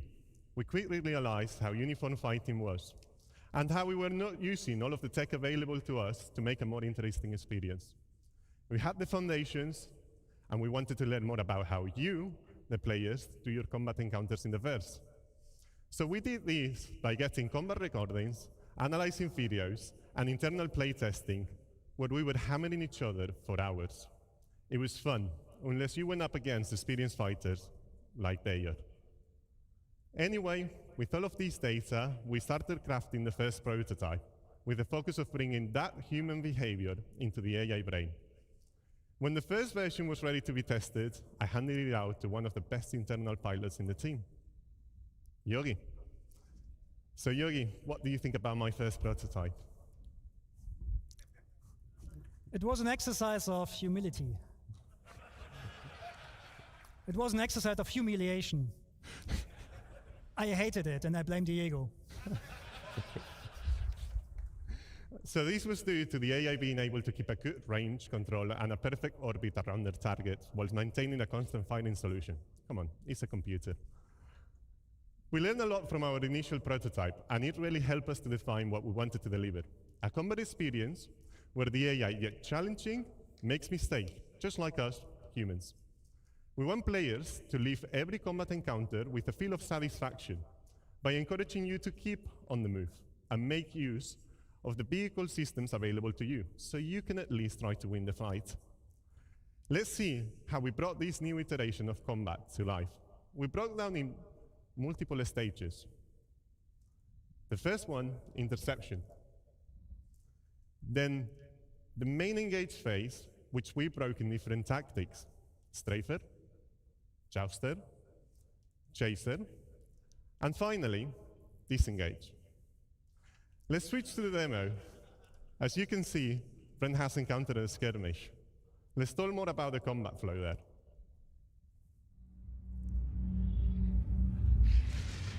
Okay, we will start with interception. After acquiring the target, the primary aim is to close the gap with the target. If the AI is already near the target, the interception phase is skipped completely. If it's too far, it will tell the AI to use the new master mode to swap into navigation mode and make use of the full speed to chase. Swapping back to SCM mode when we are in a striking distance. That leads us to our second phase, engage. Here the AI selects an adequate tactic based on combat environment. These are choosing via the traits and tactic selector system. You've heard more about them in the previous talk by Francesco. So let's talk about the strafer. As this is a 6 degrees of freedom game, it's the natural combat shape adopted by pilots. We have related the same behavior to our AI, ensuring also that orbits are closed and adding variations to include rolling. Strafers will break combat if they cannot keep an orbit. So now we see how the Hammerhead is being attacked by Hornets. These Hornets are jousters. Jousters consist of performing straying attacks whilst outputting a lot of firepower, blowing through, smooth turning, and repeating. We added variations for the more skilled pilots, like skid roll attacks, that provide a spiral-like fly path. Jousters are also good at monitoring for back strafers, so if they cannot get into strike distance, they will just break. And finally, the chaser. Now, Brain is going to get there in a second, but the chaser is going to be the Cutlass, which is following one of the Hornets and is allied with the Hammerhead. Now, we are really far away, 10 kilometers.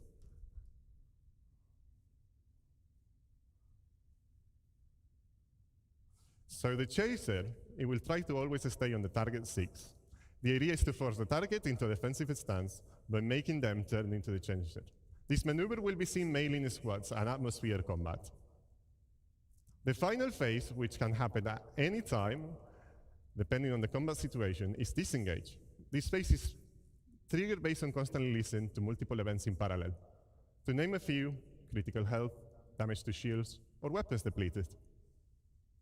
There is also a shorter version of disengage that we call pace breaks, which occurs during long periods of combats due to fatigue, nature of the combat encounters. These pace breaks are short, and the main objective is to perform a simple maneuver to gain a new advantage position and strike again.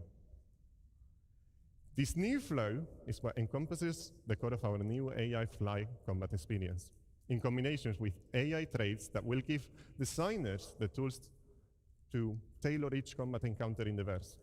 Like, for example, they can choose the ACE traits that will allow AI pilots to make use of all of the ship's angular velocity so they can keep a more precise orbit. So for some of you out there, it's going to be a good challenge. While we've been mainly focusing on fighter behavior, we've also started to follow the same process to other ship types, like gunships and capitals.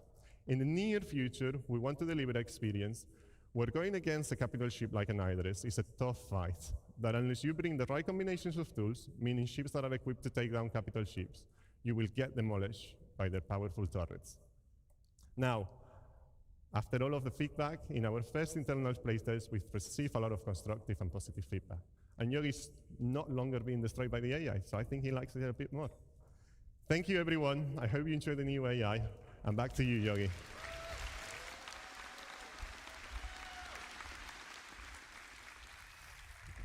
Thank you, Diego.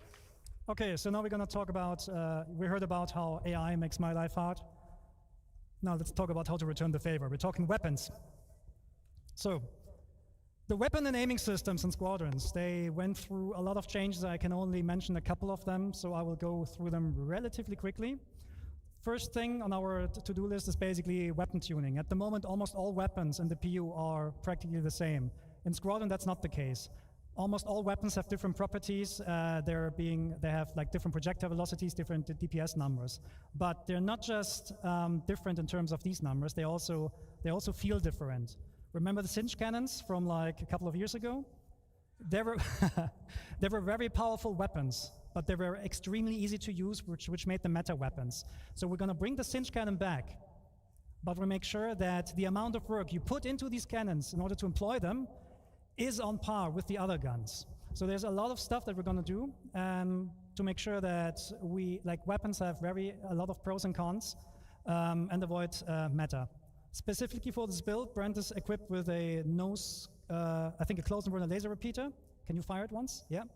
And the other weapon he has is he has 2 weapons on the wings, which are Gats cannons, size 3. With 1 push, they're actually firing 2. So we're also gonna have burst weapons and so on. Okay, cool. So a problem we have in space games is controlling the engagement ranges, because we want to bring the fights close. But the problem is that, well, how do I put this? Weapons usually, in order to bring them close, what the game devs usually do is they just restrict the ranges. Like in the PU, a lot of the weapons have exactly a range of 1,400 kilometers, which means often the fights occur at 1,399 meters. This is not a good way for us to control the weapons. And we tried out things like damage fall off, so that bullets get more damaging the closer you are. But the problem there is, how do you communicate that to the player? So we're going to do a couple of different things with that in the future. Let's see when the graph comes on. Okay, so show of hands or show. Which of you has an Ares? Okay. As an Ares pilot, you might know the following problem. You have a target. You're going to aim at it. And then you, this is, what the? Okay, I need to go back. Okay, there's actually some stuff not there anymore, I don't know. What happens when you aim with your crosshair over the pip is that you actually not aiming at the pip. The legacy system gives you a pip which does not show you where the weapon needs the pip. The new aiming system actually produces the pips based on where the weapon sees them and reprojects them on the target. That means the aiming information you're getting is actually much, much more precise. And this is a very interesting, sorry, I said the completely wrong thing. I'm sorry, I'm nervous. Okay. Controlling weapon ranges, sorry. I'll do it now, sorry.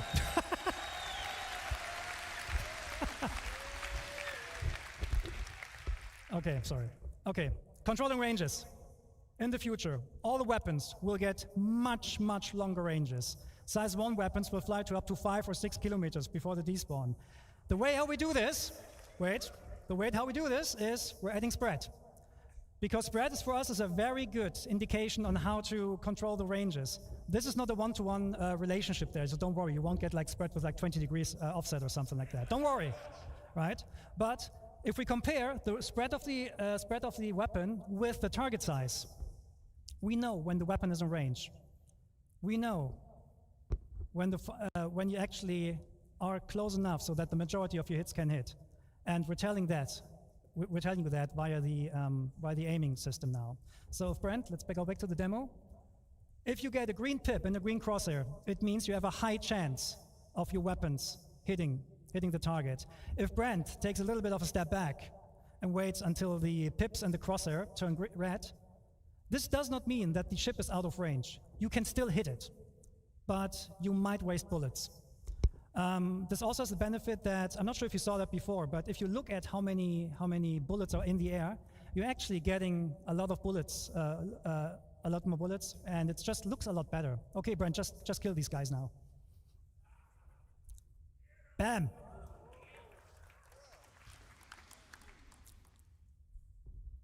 Oh, well.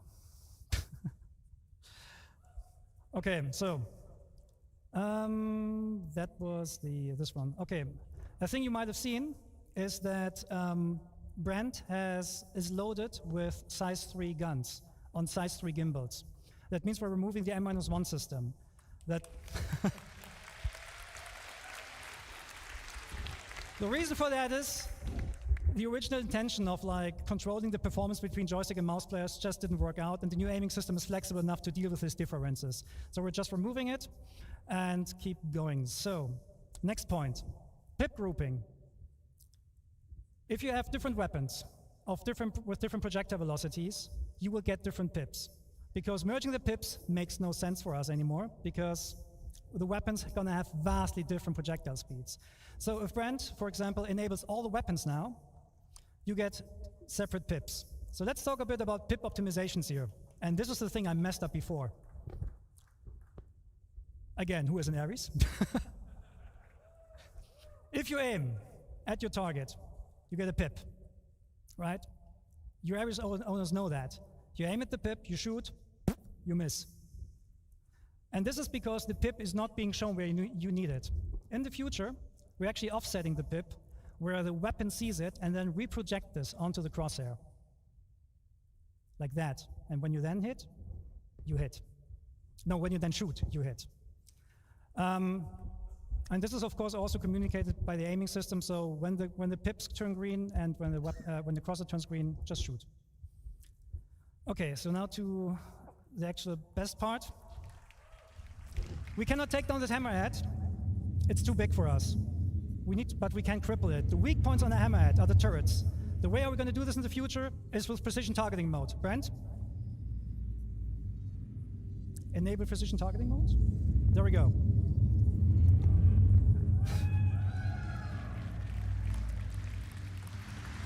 What this does, it does 3 things. You get this full zoom on the target. You get a lower RPM of your weapons, which increases or decreases the spreads for more precision, and you get the painting mechanic. Anywhere where you put your crosshair on that ship, it will tell the gimbal system where to aim at. So if Brent now attacks the turrets, enable precision targeting mode? your aiming system will automatically lead the shots.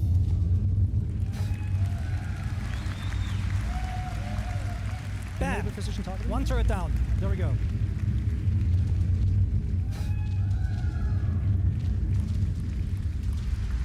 What this does? Okay, so it does three things. This hammerhead you get now this understood full that it's zoom not on the good, target. that doesn't stand a chance you right get now. a lower But this will RPM be of the your way weapons, which how you in the increases future decreases the spreads will, for more precision. fight And you get the painting against mechanic. sub-targets and so on. Anywhere where you The put good your thing crosshair, about this, it also works even Enable without precision targeting mode. painting the There we target go. directly, so you can do very, very precise warning shots. And there's no aim assist that kind of like destroys your What aiming this processes.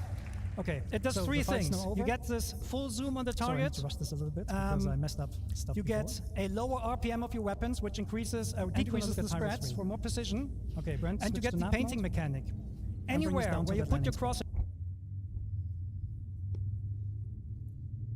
So Pyro 3 is also called Bloom. It's a very big planet with a nice atmosphere. And, oh, something wrong with the throttle? Oh well, something's wrong with the throttle. We'll try to go down as fast as possible though.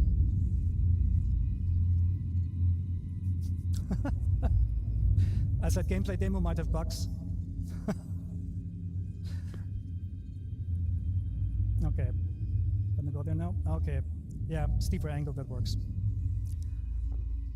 Okay, so the thrusters on your ship, they do not like they do like the vacuum of space.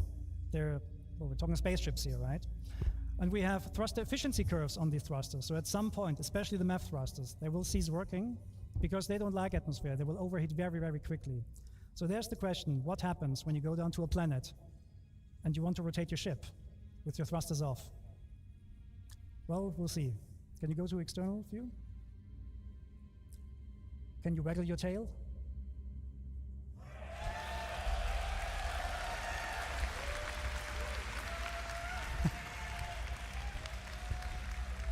Okay, back first person.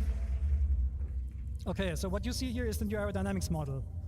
Because obviously our left stick is somewhat damaged or so, we can't be as fast as we want. Actually, Brent, can you try W and S on the keyboard instead? Oh, it doesn't work. Oh.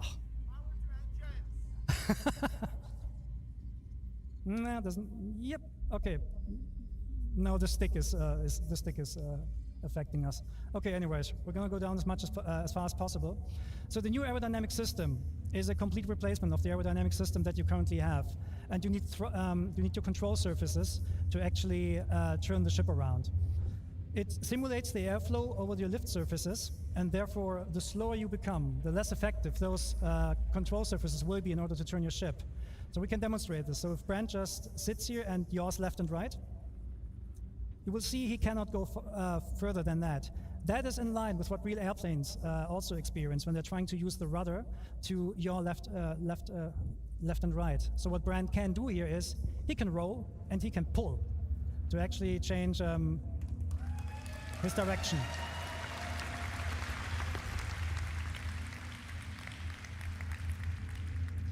Okay, so just for this demo, we added a button. The button is called Thruster Disconnect. Because at the moment in the PU, when you go through a planet, you're using the thrusters to rotate. We're not doing that anymore. So Brent, disconnect the thrusters, please, and put the ship into a purposeful stall. A stall happens when the airflow over a wing ceases, or over a lift surface ceases. And then at some point, you will not have any authority anymore, and your ship will not turn and so on, and you will basically fall out of the sky. That is naturally a state that every plane wants to avoid naturally, right? And this is happening right here. Brent is not able to use the control surfaces right now because the ship is in a process of stalling. However, the airflow will pull the nose back into the wind, and once you have enough speed, he can actually, well, he gets authority back over these control surfaces.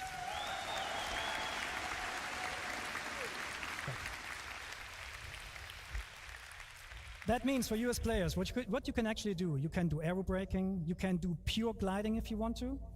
You can even do like competitions like, I don't know, like drop ships out of orbit and then see how far they glide. This is all possible with a new system. So let's talk about the problem how do you come to a stop now? To come to a stop with the new system, you need to purposefully put the ship into a stall. But don't worry, when we don't have the thrusters disconnected, IFCS will help you. So you're gonna bring down the speed more and more until you're reaching stall speed, which is about now, and then the thrusters will kick in and catch you. That means, however, you are now in a state that the thrusters don't like, right? So at the moment we have turned this up, but in the future you will not be able to hold this for long. So if Brent, for example, now from a hover, strafe is left, more left, more left, more left. The wind flow again pulls the ship over, and you go forward again.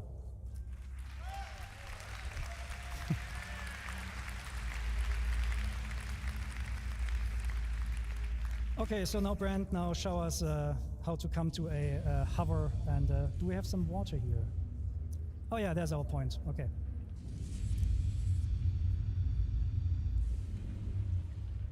Highway to...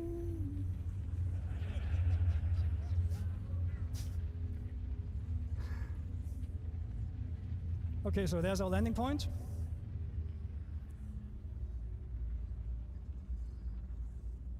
Can become a little bit slower, I don't know, 100 meters per second. So we're trying to land somewhere here.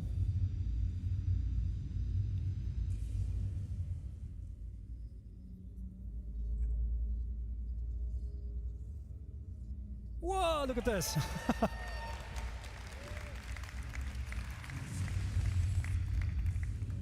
Yeah, that water is great, like, awesome. Okay, so now we're coming to a, so now Brent will try to land with a broken throttle.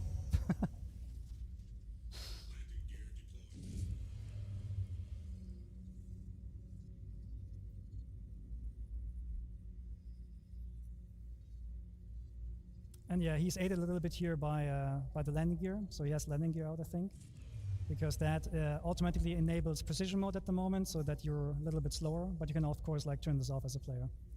And then you come smoothly down to a landing. The best way to land your ship is in decoupled, because you can just like very smoothly land it on the surface. And clunk. And now you're gonna power down the ship using the new interactions. Engines off first. Then we're in the relaxed pose again, as Ines showed before. Power off. And the canopy off. No, open, not off. Don't put the canopy off. And get out of the ship. And probably go for a swim or something. Okay, that was a bit of a buggy, bumpy ride, but thank you for taking the time with us.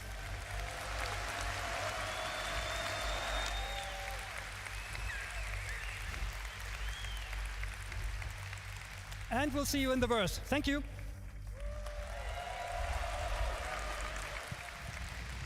Thank you so much, Yogi. Everybody, it's time for lunch. We'll be back around 2:45, so get yourself some food, get yourself some drinks, give yourself some snacks, stretch your legs, and then be back in Hall A when we come back, because from this point forward, you're not going to want to be anywhere else. We'll see you at 2:45, everybody. Take care. All right, stream. We are back home. We are going to go and set up, while we got the lunch break, we're going to go set up another stream. So let's go and do that now. And we'll be back soon.